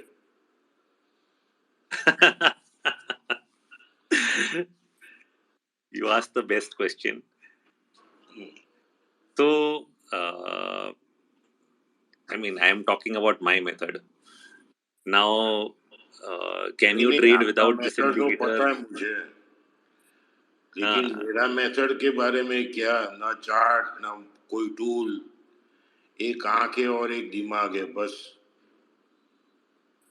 So, sir, ऐसा होता है ना कि there are the truth is that there are few people who are exceptional at trading the markets or investing in the markets. And how much ever we research into why they are exceptional and what that sense they have, we can try and bring it down to a system. But can somebody else really replicate what you're doing? The answer is often no. Even after I teach people what I do, they are not able to replicate the same. So you have a skill. Whether it is reading the screen and understanding where the demand or supply is. That is a skill. That skill can be taught maybe only by you. Can it be replicated equally by someone?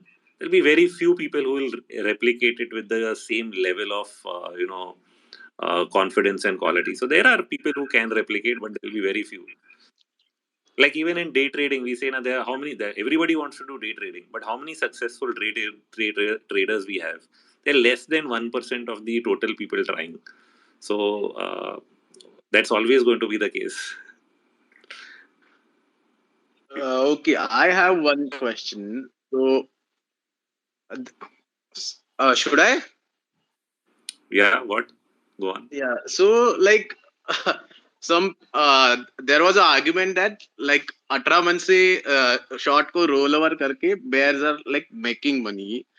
Can we really say that? I mean, can we really trade in a sideways market where like we have probably in the first leg of fall we have 2000 points profit, then we see almost 90% of my profit is going away. Again I see profit coming, and then again I see at 18,100 my profit going away. Again I see at 15,700 I am having profit, and then market goes to 19,000, and I keep rolling over my short. Keep rolling over my short, and I'm saying that okay, I'm holding the position, I'm rolling over the position because I believe market should go down, and I have made money. Like, is it the way one should trade? Because you don't know how to trade. You people are trading for a day or a week. Nifty short at 7,400, 10,000. Still short. It gives me 250 points. कर लो ना जो भी तुमको करना है. और if you move with every move, you are stupid.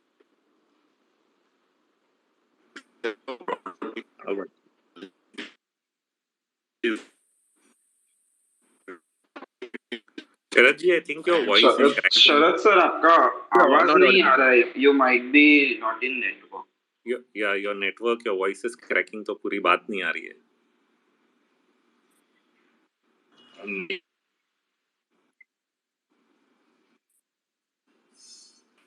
अभी आती है? Better now. Yes. It depends on your temperament. It depends on how much money you have. It depends on what kind of activity you want to have. So, हर्ष भाई, सब एक सरी का लोटा नहीं होता है, अलग अलग होता है. तो किसी और को जज अपने नहीं कर सकते हैं. आपका स्टाइल डिफरेंट है, रोहित भाई का स्टाइल डिफरेंट है, मेरा स्टाइल डिफरेंट है. अगर हमको लगता है कि ये शॉर्ट है तो हम शॉर्ट में बैठे ही रहेंगे 6 साल. क्या हो गया? Futures market is to go short, and I laugh at people who go long in the futures market. If you want to go long in capital market. Why in futures market? So does that touch होता है ऐसे. आपको समझ में नहीं आएगा. जब जब आपका उम्र बढ़ेगा आप समझोगे.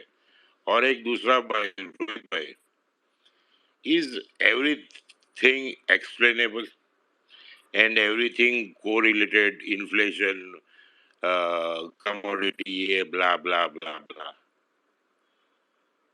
According to me, everything is disconnected now, and it was also disconnected.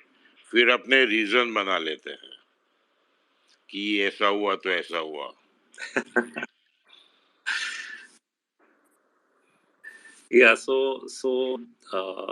when certain correlations start happening, we start believing that they are true, and then we start following up on them till they remain true. Now, there is always, for example, अभी सालों तक US में bond market और equity market inversely correlated थे. Risk on risk of बोलते थे कि risk on मतलब इक्विटी खरीदो बॉन्ड बेचो, और उसका उल्टा होता था.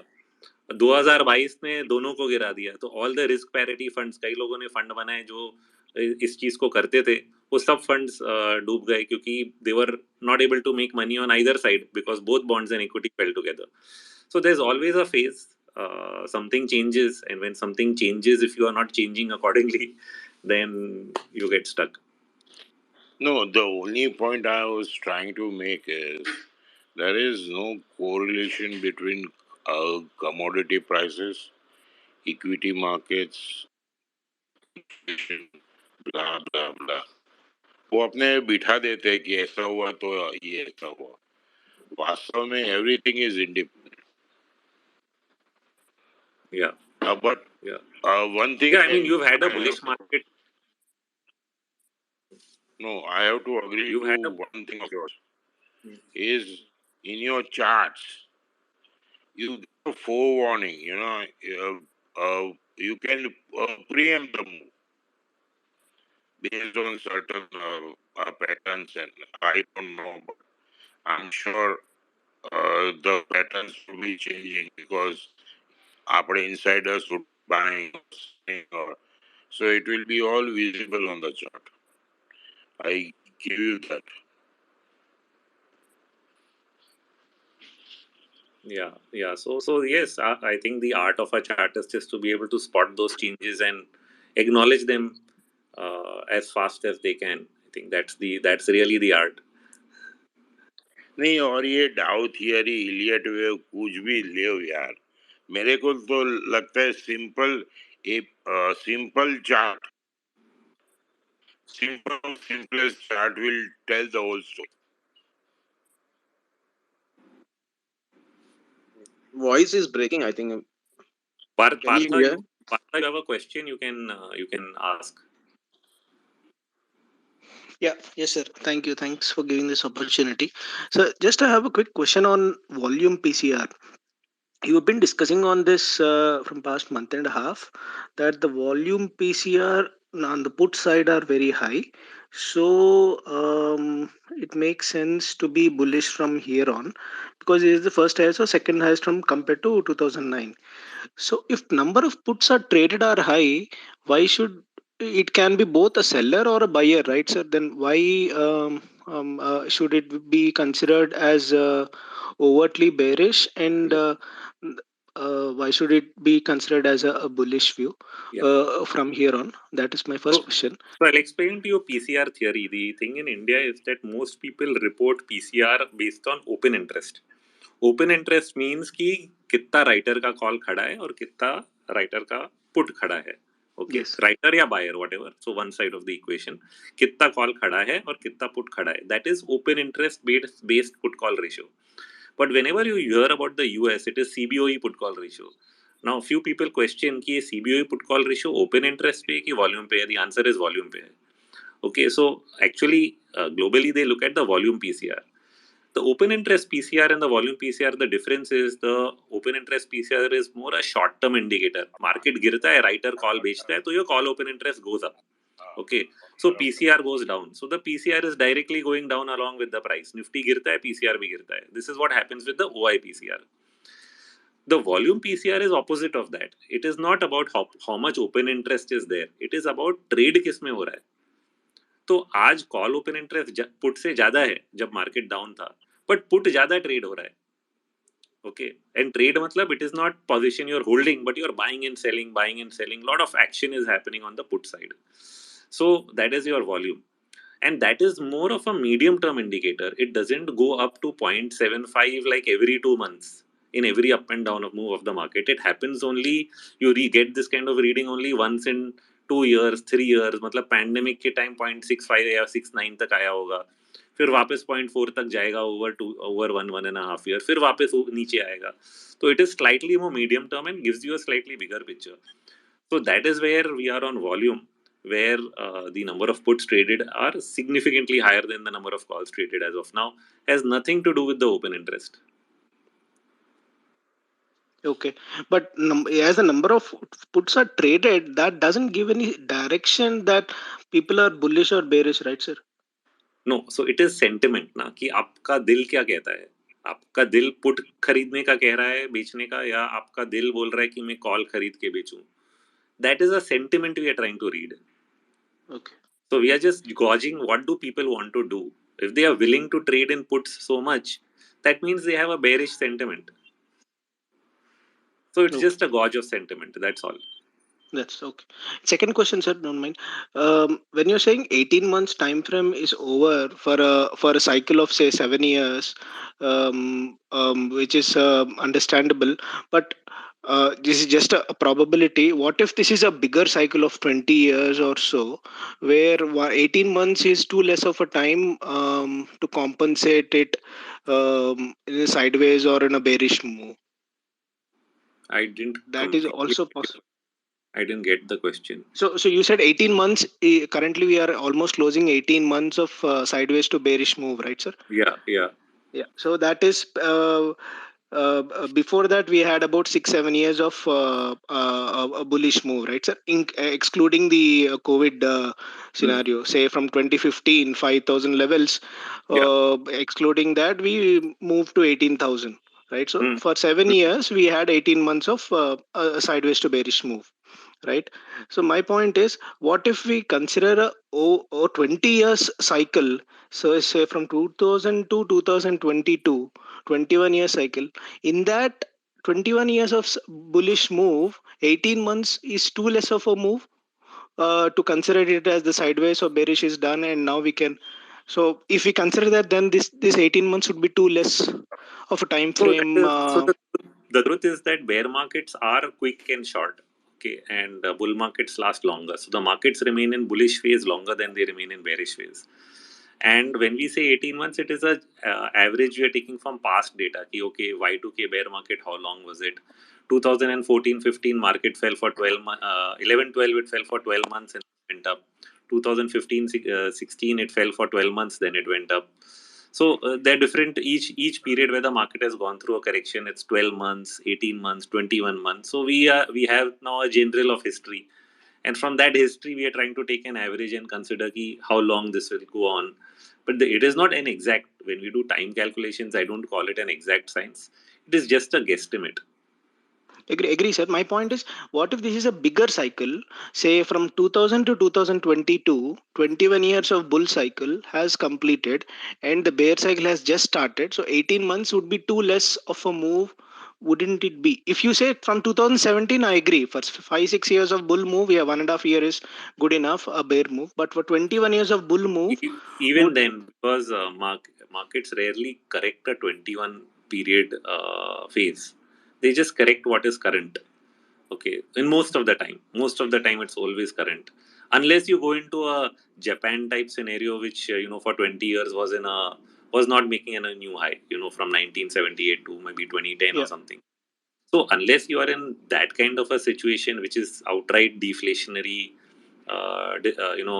correction, you are not going to go into a long phase bear market. Usually, it will end in average length. Is what we have seen. You can take US only 2008 9. People thought it could have gone bad and could have been a lost decade for them, but it didn't happen. Their bear market ended within 2 years, less than 2 years. So it's just it's better not to take the other scenario, which is like uh, impossible to know. right. Okay, sir. Thank you. That was helpful. Thank you, sir. Anant, you wanted to add something?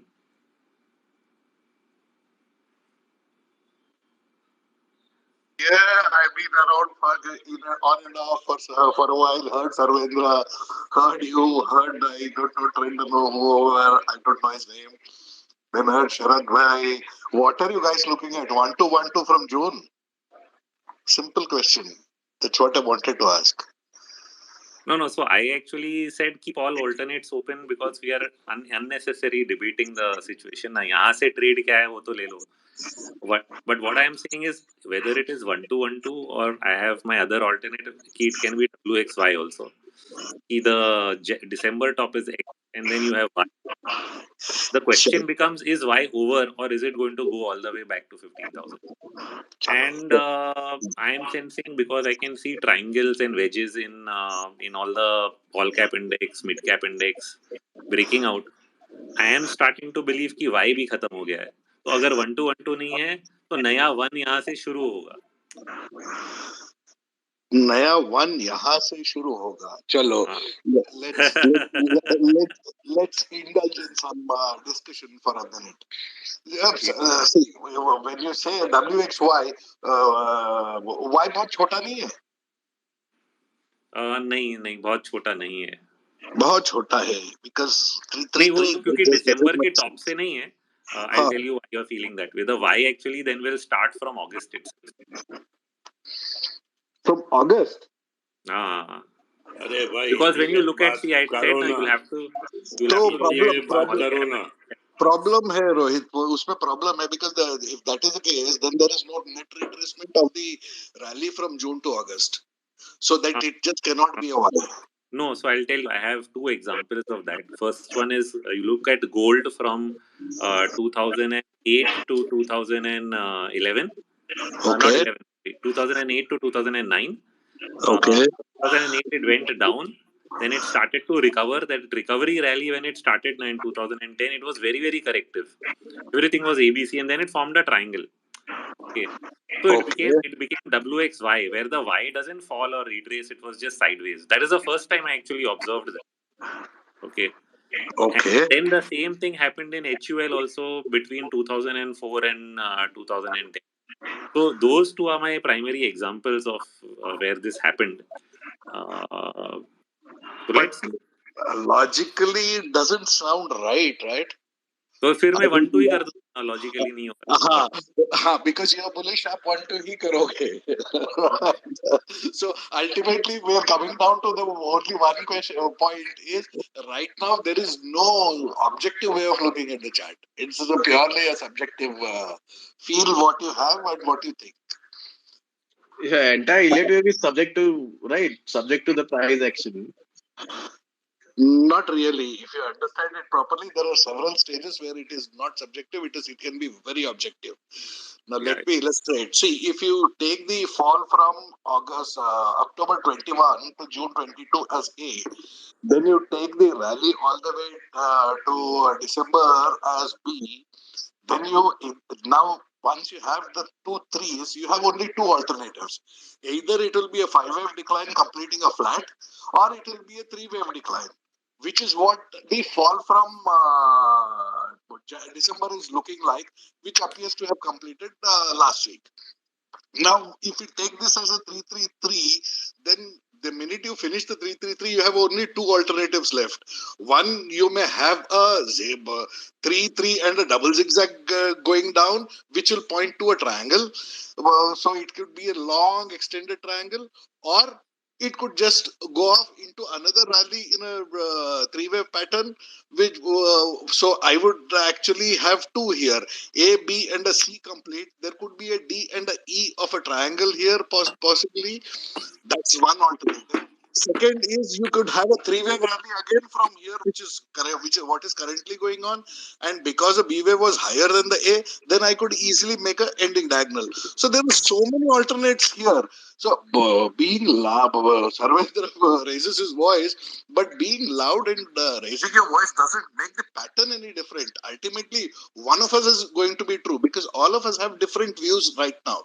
It is very subjective at the moment, and you have to go with what the pattern is saying. The pattern is quite clear. The decline from December is not an impulse.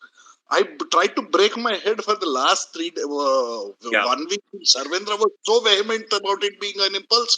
आपको यहाँ नहीं दिखता है, वहाँ नहीं दिखता, इधर देखो, उधर देखो. वही तो मैं कह रहा हूँ ना सर, वही तो मैं कह रहा हूँ. मेरे इम्पल्स नहीं है, जबरदस्ती बिठा रहे इम्पल्स, अभी क्या बोलेंगे यार, तो इसलिए मैं चुप बैठा. दूसरा, जब एलिट वेव चालू किया तभी सीखा, if you can not count it, it is a corrective. Simple impulse हो तो क्लियर दिखना चाहिए. एग्जैक्टली है ही नहीं. वही तो मैं बोल रहा हूँ. वही तो मैं बोल रहा हूँ, जबरदस्ती क्यों बिठाना है. हाँ, अगर इम्पल्स नहीं है, then the only alternative you have left is for the entire decline from December to be retraced back up, no? Then we will see what pattern it makes. Is it a 1-2-1-2? Accepted. Could be. Is it not a 1-2? So there are so many alternatives. क्यों इतना लंबा खींच रहे हैं इसको? Try outie काले करियापू. I was saying the same thing. Okay, like, I think he is on phone, तो मैंने उनको म्यूट किया. Continue. So, हाँ, someone was saying, मेरे समझ में नहीं आ रहा है इतने सारे bearish view कहाँ से आ रहे हैं. And so see, Anant, in terms of process, that is what I also, moment the fall from December became corrective, I changed my view. Otherwise, I was also thinking bada fall aayega, but it is not coming impulse. So if it is not coming impulse, I gave up. Now, how should we mark this? How do we mark this as a separate debate altogether? Exactly. I mean, my debate was that it is not an impulse. That was my debate, and like he's forcing it that it is in SGX. It is, if you can't see it, then it's not my problem. Rohit, yeah, you cannot debate behind his back. अरे वो भाग गए, वो रुके ही नहीं. अरे मस्ती मत करो उसका. उनको डांट के समझाएंगे, उसमें क्या है, अपना ही. हाँ, तो सामने बोलो ना, ताकत है तो. सामने भी बोलते हैं. रोहित और मैं तो सामने ही बोलते हैं. डोंट वरी, ऐसा नहीं है. we are quite friendly and we have absolutely no such this thing. पीछे बात कर रहा है, ऐसा कुछ नहीं है. वो भी बुरा नहीं मानेगा. मानेगा, 100% मानेगा. शरद सर, अभी रात को 12:30 बजे ये सब डिबेट करते बैठेंगे, लोगों को सोना भी रहता है ना, वरना मैं उस दिन भी काउंटर कर सकता था, लेकिन 12:30 बज गए थे रात के, इसलिए मैं चुप बैठ गया. बोले जाने दो भाई. बहस कब होती है कि जब सामने वाला अपने को सुनता है. जब भी होती है कि सामने वाले को कुछ समझ में आवे. मेरा तो आता ही नहीं है कुछ, खाली बोलने को आता है. मेरा बिगेस्ट प्रॉब्लम यही है सारे स्पेसेस में. ऑल स्पीकर्स हैव मैं राइट. भाई कोई भी राइट हो सकता है. You can be right. There is no point of us fighting whether you are right और wrong. There is no point of us disproving anyone. The only point is the market will prove one of us right or wrong, and then it will give us a lesson to learn. नहीं. आनंद भाई, आप इतना आप बता दो, बाजार ऊपर जाएगा या नीचे जाएगा? मेरे हिसाब से ऊपर जाएगा. 19,100 में पकड़ के बैठा हो. Okay perfect. आज रोहित भाई आपके हिसाब से. No, I am bullish. Okay. I think the और setup is Harsh for it भाई to आप. go back to a new high. Hello Harsh भाई आपका मेरे क्या. लिए तो मेरे लिए तो बुलिश ही है, मेरे लिए बस तो बस बुलिश बस है बस मार्केट. बस बस बस. 18,100 के ऊपर जाएगा. मैं तो बहुत लंबा सा टारगेट सोच रहा हूँ ऐसा ऊपर का. नहीं नहीं नहीं नहीं. किंतु परंतु नहीं ऊपर या किंतु नहीं, नीचे मेरे बस लिए बुलिश ऊपर. ही है, मेरे लिए बुलिश ही है. बहुत सारे बुलिश साइन ओके. आए हैं बाजार में. So all the three chartists are bullish and I am bearish. देखते हैं how it unfolds. हमारे को बेरिश बनने में कितना टाइम लगता है भाई साहब? ये कल ये कल निफ्टी को 300 पॉइंट तोड़ दो, हम आ गए बेरिश कैप में. नहीं नहीं नहीं. You cannot change. You cannot change. अरे सर, चेंज And नहीं करेंगे ऐसे थोड़ी. हम थोड़ी कि हम जो बोले वही मार्केट में yeah, होगा. मार्केट जो करेगा उसमें Anand, चेंज होना पड़ेगा ना sir. there are a couple of requests. Let me just take some questions. AVS, you have been on the speaker list. Can you speak? AVS, do you have a question? Yes, I do. Yeah, shoot. Yes, so I just had a question that you told that you are counting it from August on a Y wave, right? Yeah. Okay, got it. I don't think so if anybody is trying to get you, but I think that yes, sir, you I'll are tell you, right. on Nifty, it may not be so apparent why I mentioned it to Anantana, because he was saying that this is too short. When I look at the mid cap index, there it is more apparent what I'm saying. It is not apparent on Nifty. Or if I look Okay. at the BSE all cap, okay, total cap index, there you'll find that the entire structure from August onwards is different, because this entire rally from the October low to the December high is all overlapping in the mid and small cap. Whereas in Nifty, it is slightly cleaner than that, and therefore in Nifty we can still argue it is an impulse. But in small cap, mid cap, it is impossible, complete overlap. So therefore, the entire structure from August to now ends up being corrective, and that is why I said ki entire may be why. Okay, got it. So Rohit, I've been following your work since long. What I do see, very regularly, you follow a lot of indices of BSC rather than going for a normal NSC website. So I also see that you don't follow Nifty power index, you follow BSC power index. So Yeah. is there something very, this is one of my, I observe your work very carefully. So this was my question. Like, why do you follow BSC indices rather than NSC indices? So, Sarvendra, I'm trying to add you. It's showing me some error. Okay. See, why I follow BSE indices na, is that, see, initially it was just that we were used to it. Then BSE indices had greater history. So for all of us, we try to study, Ellioticians will always try to study all time frames, quarterly, weekly, monthly. And we want as much historical data as possible. 30 साल का data मिलेगा तो 30 साल का चाहिए, 100 साल का मिलेगा तो 100 साल का चाहिए. तो BSE indices had more history, making it easier. That is one part. Second is NSE in stocks. Also, I always use BSE stock charts because they used to spoil their charts a lot earlier. Now it is less often. सुबह के morning spikes आते थे, ऊपर नीचे chart खराब हो रहा है हर दिन, ऊपर कभी 500 रुपए ऊपर भाव छप रहा है, नीचे छप रहा है.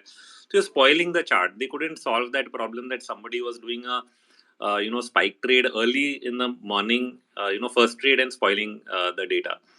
So if they couldn't control that, I sort of believe that NSE is not paying attention to what is going on or not able to correct its issues when it comes for chartists. So therefore, from a chartist point of view, I preferred always BSE data, BSE charts. In fact, I used to write only on Sensex, not even Nifty, till 2013. ये तो public demand ने लिखवाना शुरू कर दिया कि Nifty पे भी लिखो. Now you think from today's perspective, Sensex में अडानी ग्रुप नहीं है, बीएसई मेटल स्टॉक्स इंडेक्स में अडानी ग्रुप नहीं है.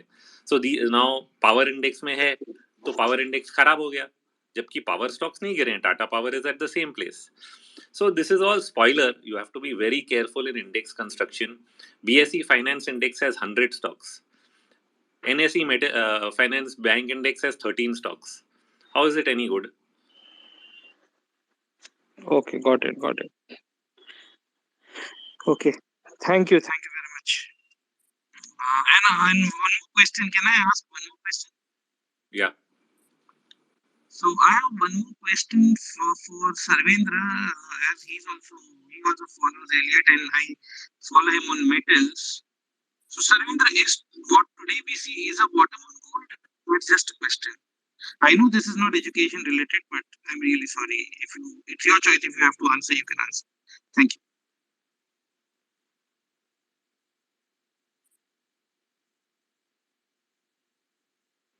Your voice was Sarvendra, your voice was cracking, so I could not get the complete question. Can you repeat, please? I had a question that what we see today is a bottom on gold. On As per gold. the- On gold. Yes, Okay. yes. Gold, silver. So, why today you are calling the bottom? Matlab, if why only today? Why this today? If I Because may what ask. I do see is I see dollar reversing today. So that was just asking. No, but gold within this swing, I think so. I would on the gold setup. I have been counting this whole thing as a. This is looking very very impulsive right from, uh, six, right from the 1610 levels that we have gone. We made a small little triangle, and from there when we have taken off, it is looking like a pretty decent impulsive move. So I would say that we are doing a retracement to the lows that we made around 1610. Okay, 16 on the spot. I'll give you the spot. 1616. We had a triple bottom around 1615. Right from there, what we have started is a very nice impulsive action. Right, and whatever we are doing is a retracement to that particular move. So I would believe that since it's the start of a fresh new move on gold, I would believe that, and these are broad opinions as a disclaimer. So anybody, this is not advice. Just because precious metals is very dear to my heart, and precious metals is something that I can give, has less of compliance I'm giving. So here my thought is that you might retrace 50 or 61%. So best case I would say that from 1790 onwards we would start moving up, or maybe worst case we do a 1750. There's a good congestion there as well in that area. So from there the wave three should start. That's my call, and I've already called a 3-year bull market on both gold and silver, and that's on record. So yeah, so I would stick to that stance on both gold and silver, that we are into a wave two correction, which might maybe, I would not say that it could be over also. I am not saying no to that, but I think another 20 odd more points, or I get a decent breakout out of 1850. So either case, either I go to 1790, there I am comfortable, or if I break past 1850, then I'm comfortable saying that a three is starting. Okay, got it. Yeah. Got it. Thank you. Thank you very much. MD Mumtaz, Mumtaz, we can take your question.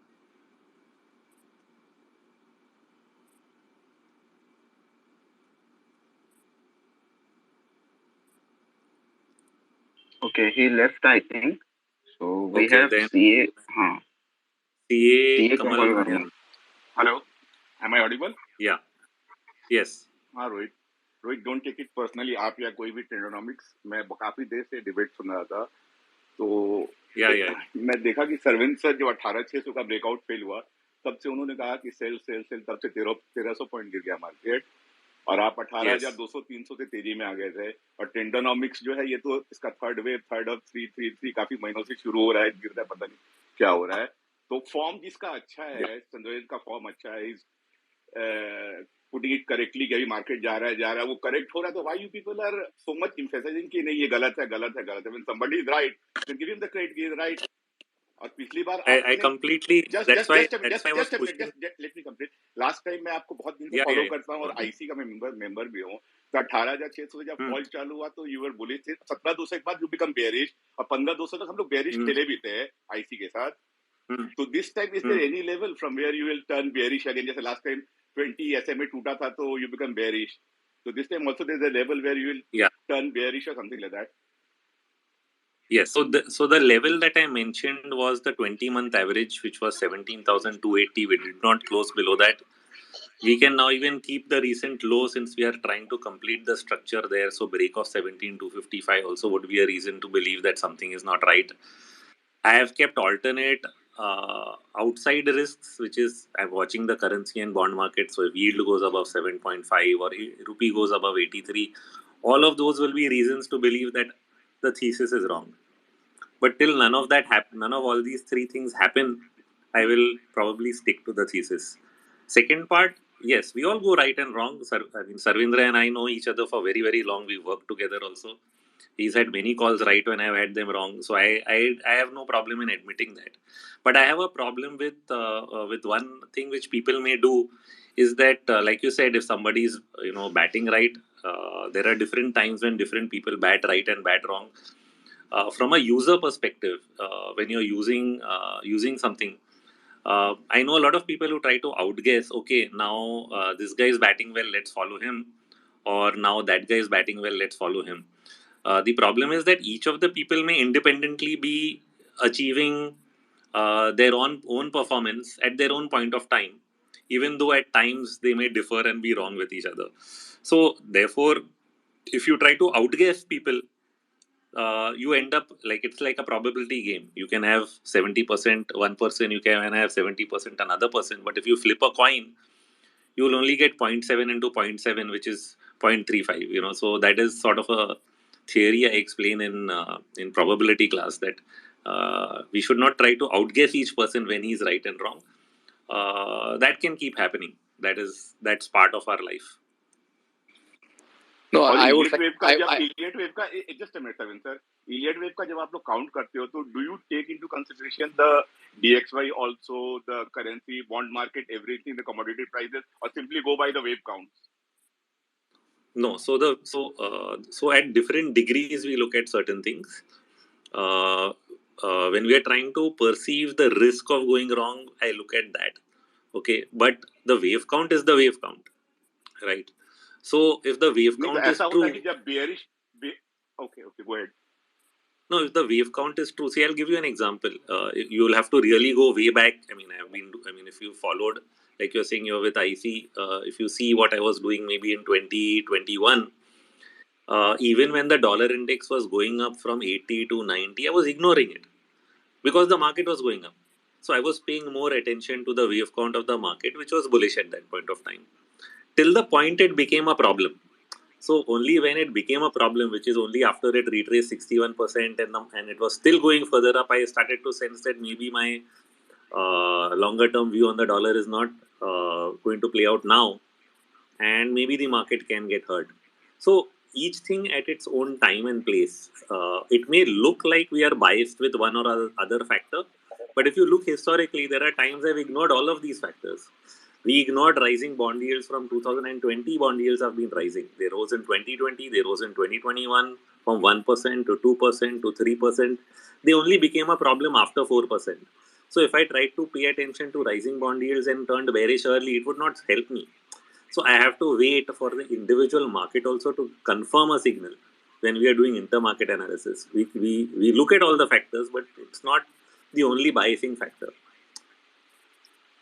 Okay एक और चीज बस, आप लोग जो थोड़ी देर पहले discuss कर रहे थे कि 1940 से लेकर 1960 तक रेट भी बढ़ रहा था, मार्केट भी बढ़ा था, दैट इज सरविंद सर 2-3 दिन पहले स्पेस में बोल रहे थे कि 180 साल के हिस्ट्री में सिर्फ 20 साल ऐसा रहा है, तो that is exception, that is not the rule. तो why should we go by the exception and not by the rule की 180 साल में 160 साल जो वो हम फॉलो करें, 20 साल में एक्सेप्शन था, वर्ल्ड वॉर 2 के बाद रेट भी बढ़ा और मार्केट भी बढ़ा, that's the exception. So we should follow, I think, the larger part of the market where it has followed, the rate is rising and the market is falling. What's your take on that?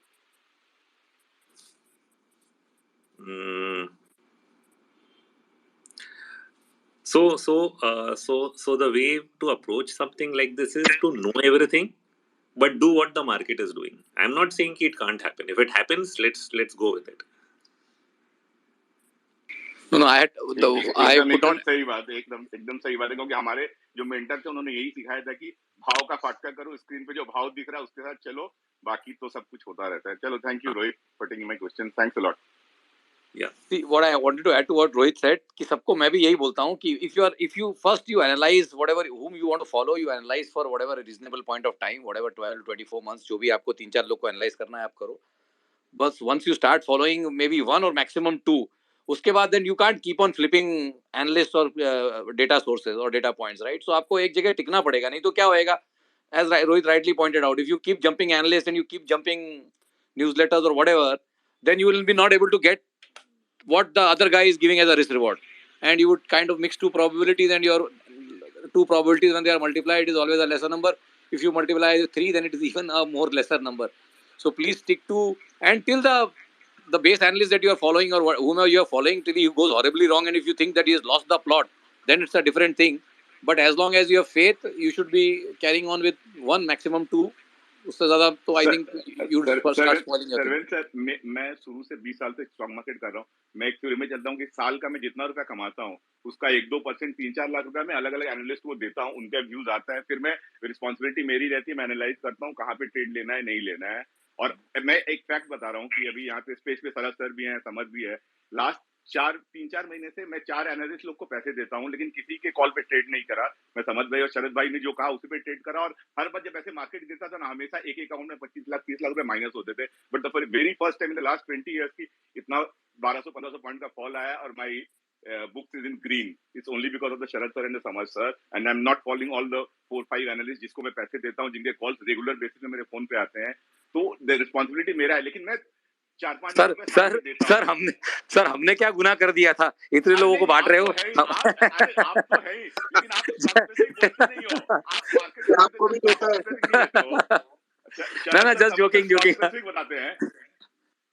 भाई be careful, वो ये भी बोलता है आपको भी देता है. जो मेरे को पता भी नहीं है, तो मेरा आपके साथ भी होता है, जुड़ गया रहता. चलो, thanks a lot. Okay, and I want to add some points. So it's not about like who is right, who is wrong. We are discussing about like what are the probabilities and what should be we talking about what is right, not who is right. So for that matter, like if I'm saying a bull market is coming, there are correction in bull markets, and from time to time I've always said that okay, unless 18,200 is not taken out, we might have some more chance for downside, or maybe like 17,800 breaks, then we will have some downside, and we have played shorts. It's not like all the time we say teji. We play shorts also. Yeah. हर्ष एक last minute में बोलना चाहता हूँ बस हर्ष कि मेरे को याद है Rohit sir was very bearish in the market, और 18,600 जब ब्रेक किया, then you use a 4 letter word, fuck the Fed, I follow the trend. उसके बाद लेकिन वो फेल हो गया. तो this kind of arrogance I never respected. आज के दिन हम लोग शरद सर को रेस्पेक्ट करते हैं क्योंकि एक्सपीरियंस है. तो respect the experience of Sharvendra sir और anybody, and you are I think very junior to Sharvendra sir. तो जो एक्सपीरियंस है उसको वैल्यू दो, जिसको समझा रहे हैं. I have 14 years experience in market. 13 years I'm doing ELLIOT waves. I know I may be junior, but like you cannot judge a person like one may have a graph. Don't use arrogant word, 4 letter word. The trend at that time you used against the Rohit. No, I didn't use against Rohit, man. When did I say Rohit was wrong? If you have deleted that tweet, I don't know, but you leave the... No, I didn't say anything against Rohit. Rohit, did I say anything against you? Follow the Fed, I don't know, but anyway, the Fed is not lying. Let's leave that. Let's leave this. Let's leave it. Let's move ahead. Let's move ahead. Yeah. Let's move ahead. Rajesh, you have a question? Remove me from the speaker. Otherwise, keep on disturbing. I'll do that. No, but one thing, this Trendonomics, he's a loose talker, and Sarvendra, while you were not here, he was talking a lot of unsavory things to you. No. Sorry. वो थे नहीं ना. मैं तो उनको बोला रुको भाई, जा किधर रहे हो? Sarvendra. सर मैं यही हूँ. I do spaces for the passion of the subject, sir. और जो मुझसे दिल से सीखना चाहेगा मैं उसको सिखा भी दूंगा, ऐसा कुछ नहीं है. बट या आई वुड से सॉरी हमारे को कुछ सिखा. या सो वो ट्विटर का एक छलावा है सर. अभी उसको हम लोग बड़े लोग उसको we take it in our stride and बच्चा समझ के छोड़ते रहते हैं, माफ करते रहते हैं. बट या this is not right. I would agree, this is not right. Wait. I'm should I say are you done, Sarvendra? Should I speak? Yeah, please go ahead. Okay, so see, I'm not speaking in back. Okay, I can speak in front also. So what I said that it is not an impulse wave on down way, counting from 19,000 to current fall. It is clearly not an impulse wave. And what I said that okay, I kept my dignity to. I not said that you are wrong. I did not say that you are not following rules and guidelines. Where we all of three of us are agreeing that it is not an impulse wave, and you are trying to force an impulse wave. No, so It is see, not an impulse Harsh, wave. Harsh. But I did See, not say that. I did your not say sound, that. you have already Okay, marked in it front one. of You have 1,000 forced an people, impulse and there. in I have front of not forced an 1,000 impulse people, there. you say. Okay, I am extremely sorry. I muted everyone. एक Yeah, time पे एक बात yeah, करो yeah. तो argument में Not, थोड़ा sense not that. रहेगा, वरना वो फाइट जैसा ज्यादा हो जाएगा. Harsh, you need to completely avoid that.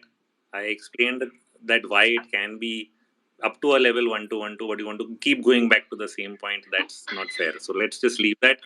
We'll not have मैं this तो सामने discussion on सामने भी that बात topic कर सकता anymore हूँ ना. with others. मैं तो No, सामने no, सामने no. बात कर सकता हूँ. वो If you थे नहीं take तो this मैं क्या topic करूँ? up, मेरी थोड़ी if you गलती take है this, वो. मैं तो सामने if बोल you रहा हूँ. वो take है this नहीं, मैं तो topic up मानूंगा ही again, नहीं.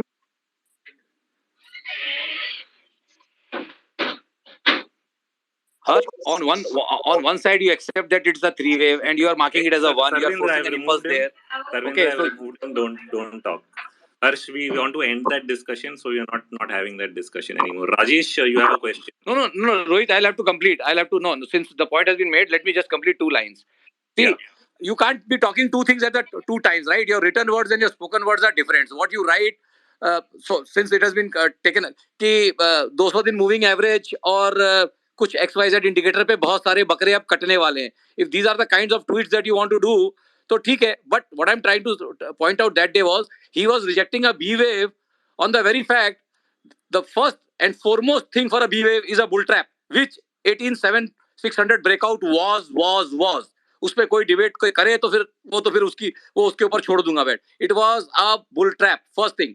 Second thing, the nature that the breadth had deteriorated. It was looking like a bull market because everything was performing, but internally the BSE 500 breadth had decayed to a level which was like a 2.5 year low. Okay, and then the market topped out. So it's already a falling breadth to a great extent, which is lesser than the wave 5. But the bull market, but the sentiment was of a bull market. The readings, intermarket divergence was not playing out. All the indices were going into a new high, even though the components were not internally. The index, the internal components itself had a lower breadth. Every index went on a lower breadth. So with all those reasons, it's definitely a B wave for me. And then it will be proven otherwise, as I said, कि अगर कोई X wave बनती है, triangle बनता है, we are open to that scenario.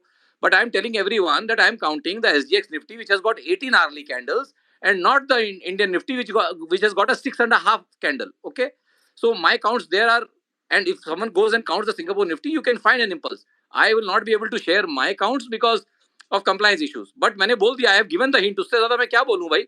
हाँ, अगर नहीं ठीक है. अच्छा हाँ अच्छा ऊपर जाएगा तो मैं भी रिवर्स कर जाऊंगा. सर्वेंद्र सर, आपसे क्वेश्चन आप नहीं थे. Both options open, but he wants to keep Yeah. repeating the same thing, so it's Yeah. okay. No, Okay. Let me chip in. Two things. Yesterday he said it can be a three wave. Sarvendra sir, Ankit, let me एक complete. Question है. Ankit, एक minute. आप जो topic पे बात कर रहे हो उसी का कैरी फॉरवर्ड क्वेश्चन है, तो आपका डिस्कशन कंटिन्यू कर लो, वो बोल रहा हूँ मैं सर. हाँ, तो मैं क्या बोल आप रहा नहीं था? थे. हाँ, बोलिए. Space पे you are agreeing कि yeah, it can be a three wave. Then why are you getting so hyper about it being an impulse? आप तो खुद और फिर आप बोलते हो कि वो impulse नहीं है. तो अभी आप उसको वन क्यों मार्क कर रहे हो अगर impulse नहीं है तो? So आप या तो एक साइड में रह लो ना यार, जिस भी साइड में रहना है, या तो impulse है या तो corrective है. दोनों तरफ नहीं रह सकते हो.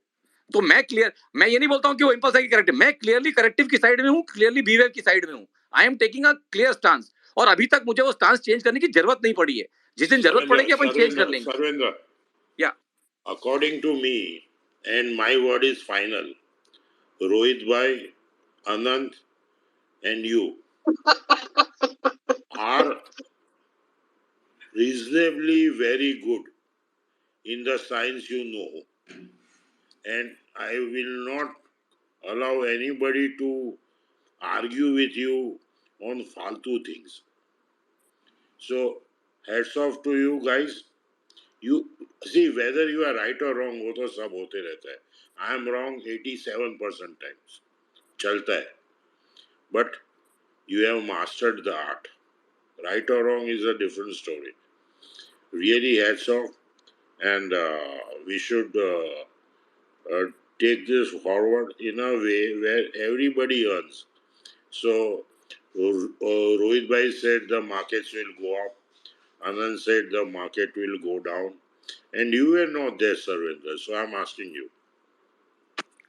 So my stance is very clear. I have only no one. Effect, नहीं ऊपर या नीचे बस.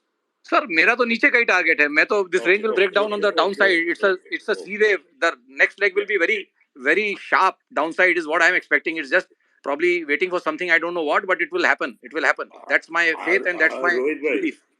I can. Now the board is equal. Two I up can and two down. I can share with you my Yeah. observation about the Nifty. Okay. Go on. Hardly any stocks are afloat.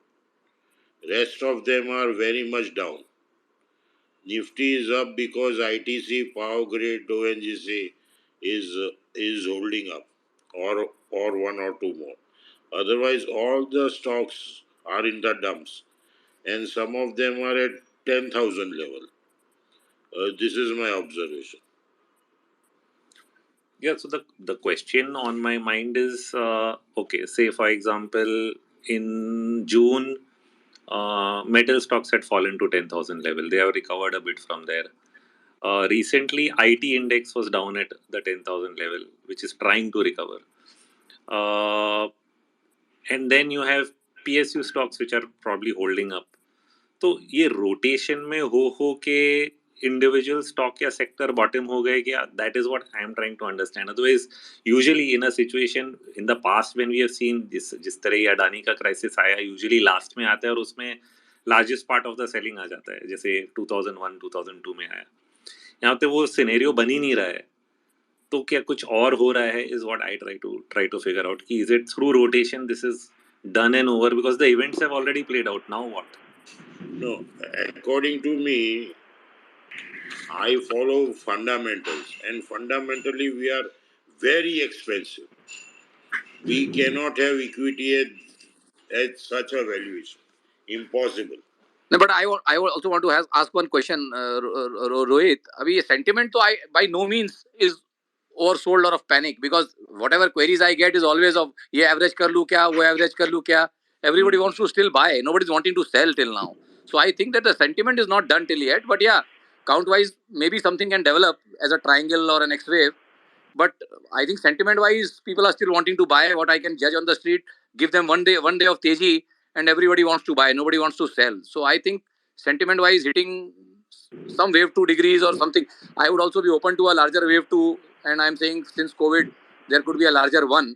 But I also am looking for at least a decent 38-50% retracement, and then possibly yes, we can have that wave 2 survival instinct coming in, kicking in, and then possibly a wave 3 starting.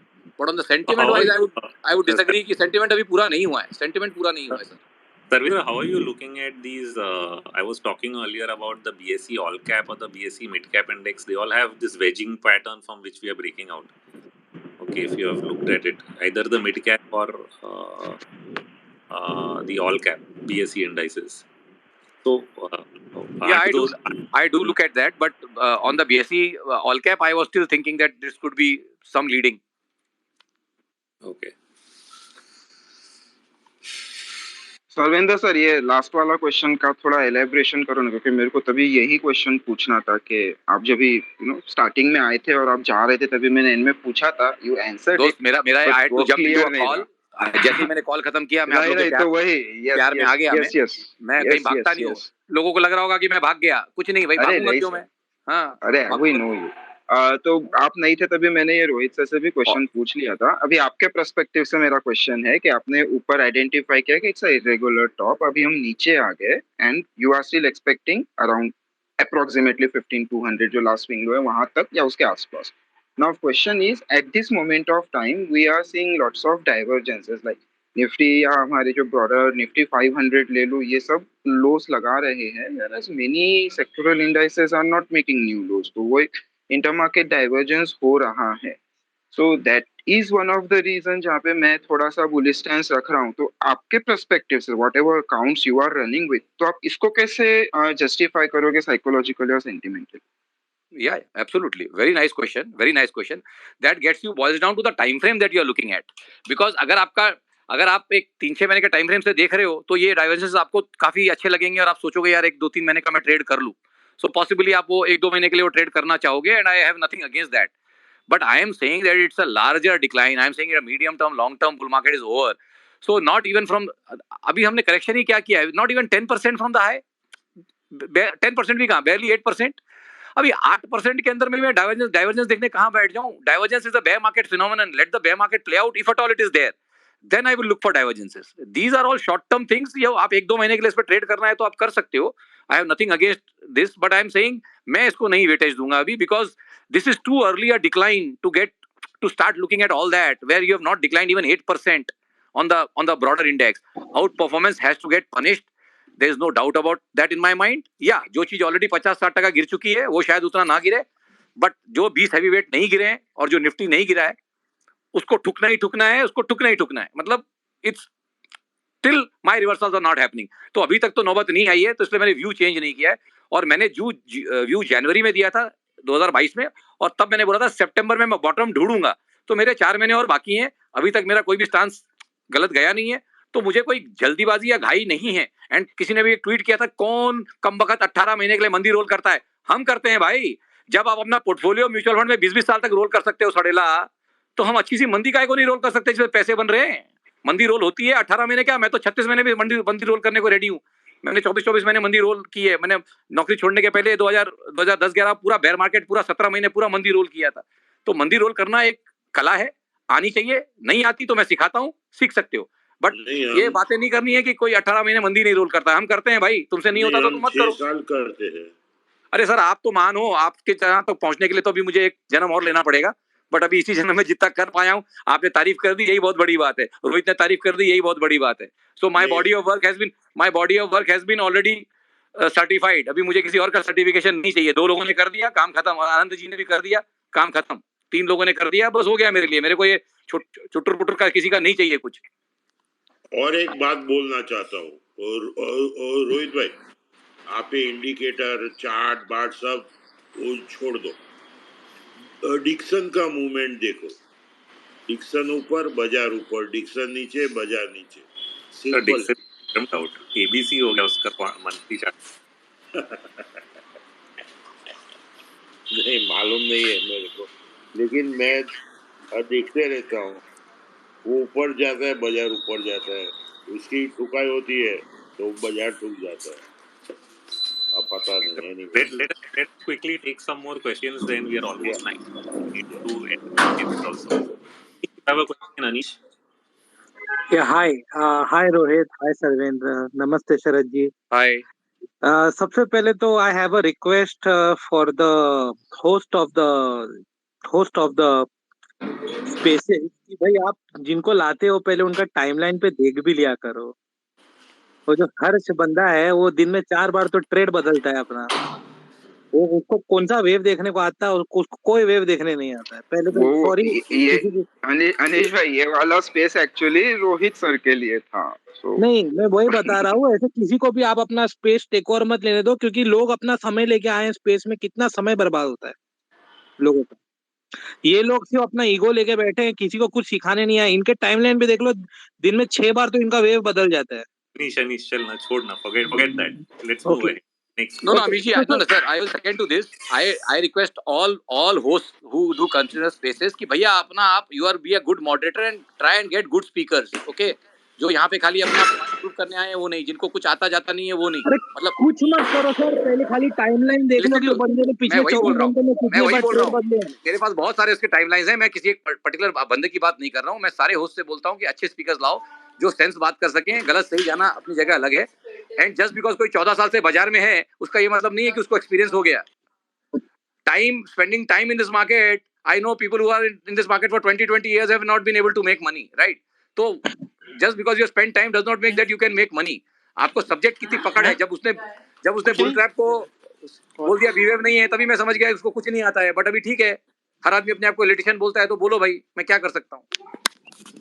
और मैंने तो बहुत politely बोला था उसको poetic language में कि don't take creative liberties with the science, because I will not, if I am there on the space, मैं टोकूंगा ही टोकूंगा और मैं लड़ूंगा ही लड़ूंगा।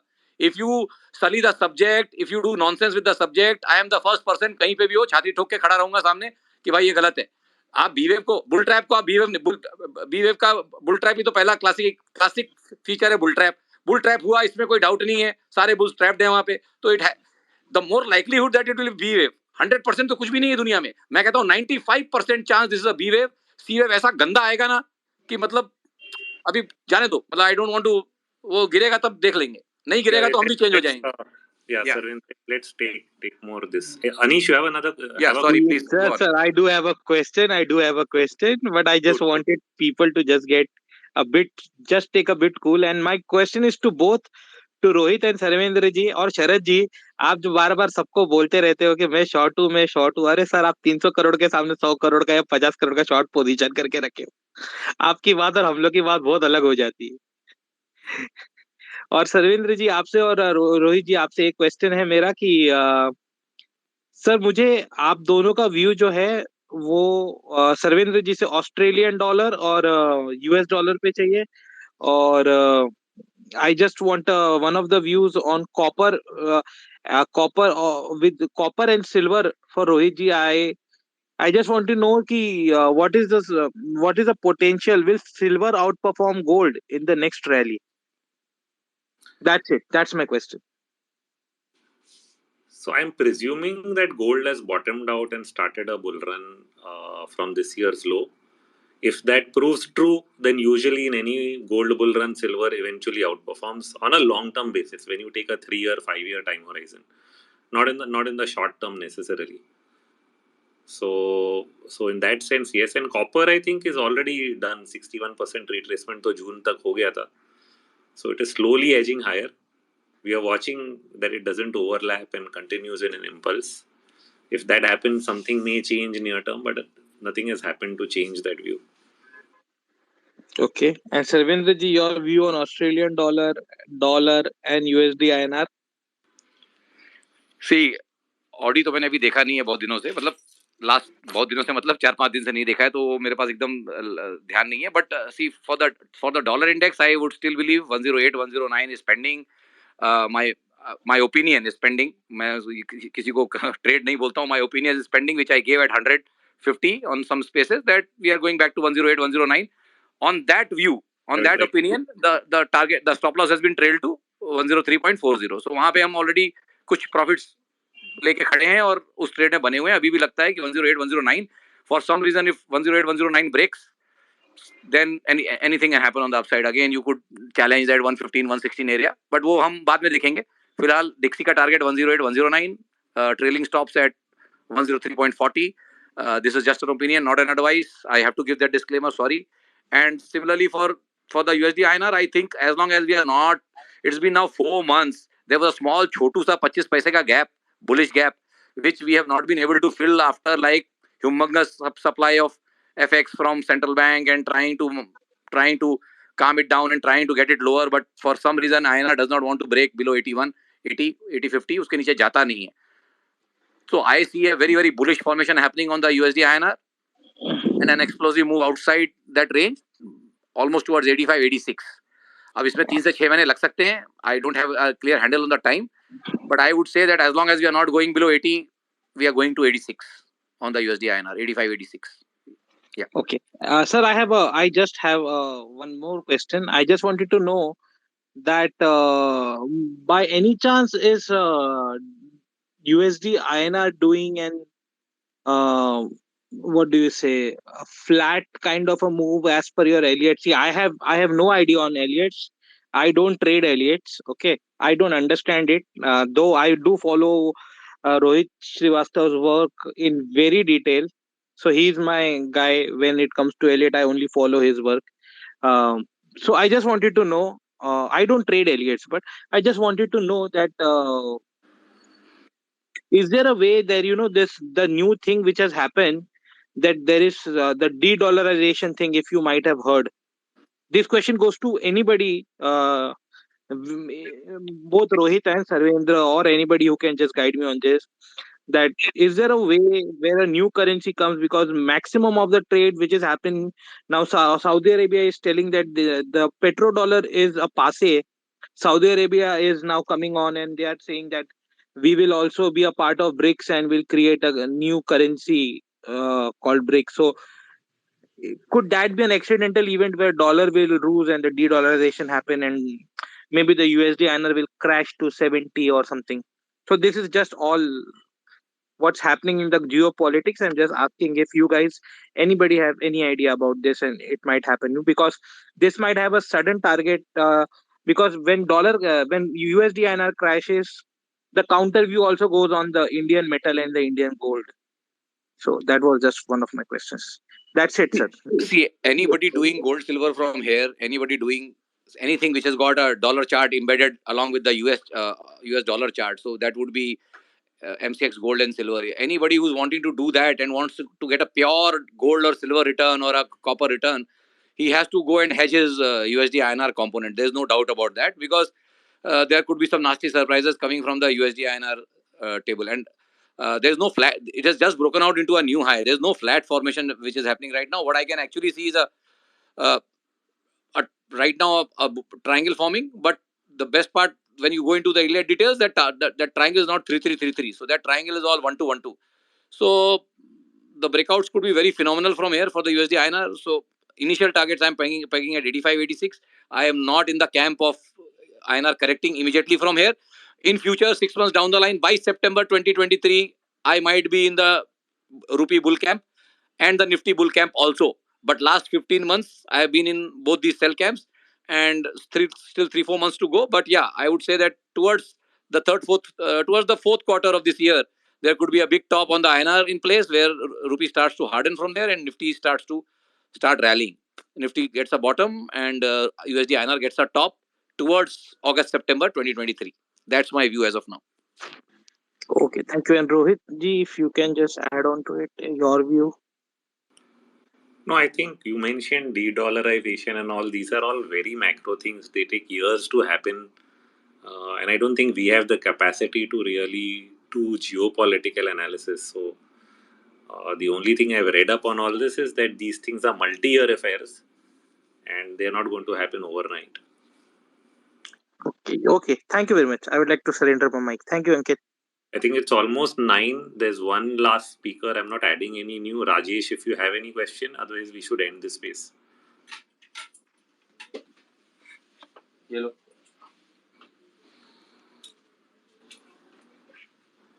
Yeah, Rajesh Shishodia. Rajesh ji hello Yeah, tell me. हाँ बोलिए. अच्छा मेरा क्वेश्चन इस पे कर सकता हूँ बोलिए राजेश जी. हेलो हाँ सुनाई दे रहा है, बोलिए. हेलो हेलो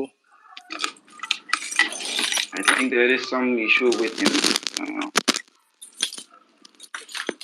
सर्वेंद्र जी आप बोल के देखिए, कुछ सुनाई दे रहा है उनको. Yeah, we can hear you. You can carry on. Who's the news? What's his name? Rajesh. Rajesh ji, you can ask your question, please.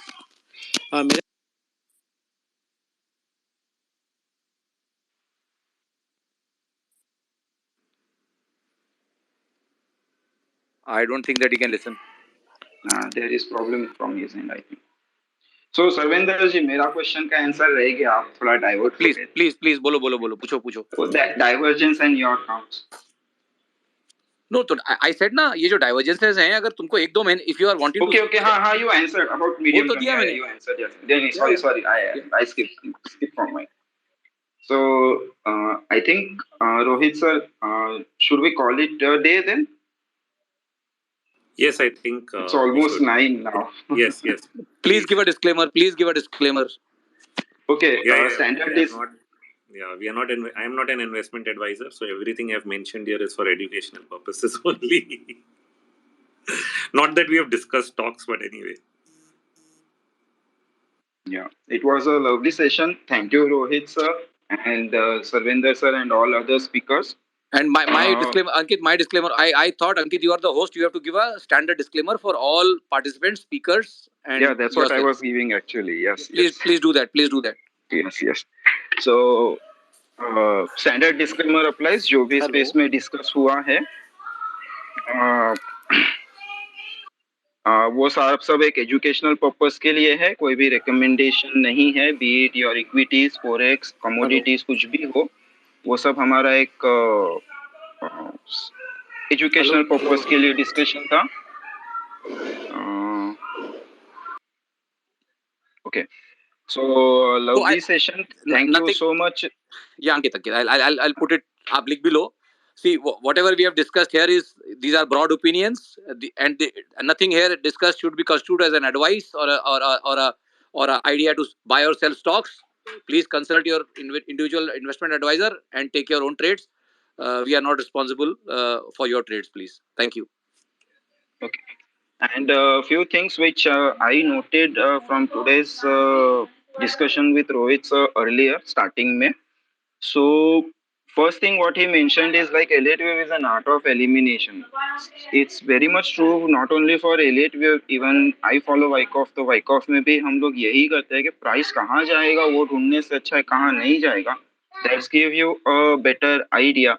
And second thing which I particularly picked up is whenever Rohit sir trades, he mixes Elliott wave with momentum indicator, his own design by the way, for trading prospects, and he mixes Elliott wave with the business cycle for investment, and along with that he also keeps on mixing many things जो भी उनका process है उस हिसाब से.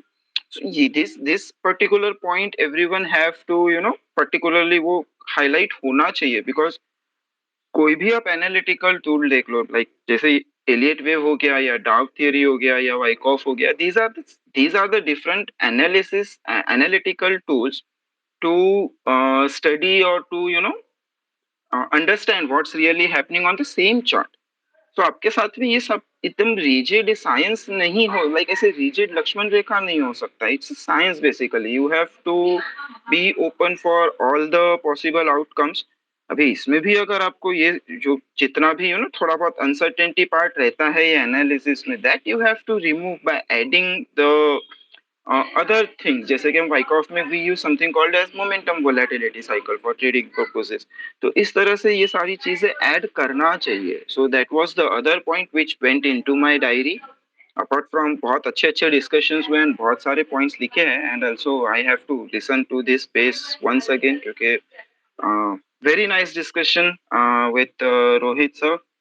So thank you so much for giving us the time, and hope we'll have another space very soon discussing again the same topic, Elliott waves. Thanks, Ankit. Good show, long, stretched, but lots discussed. Thank you. So that's it from my end for today. मिलते हैं next space में. Till then, take care of yourselves. Bye bye everyone. Good night.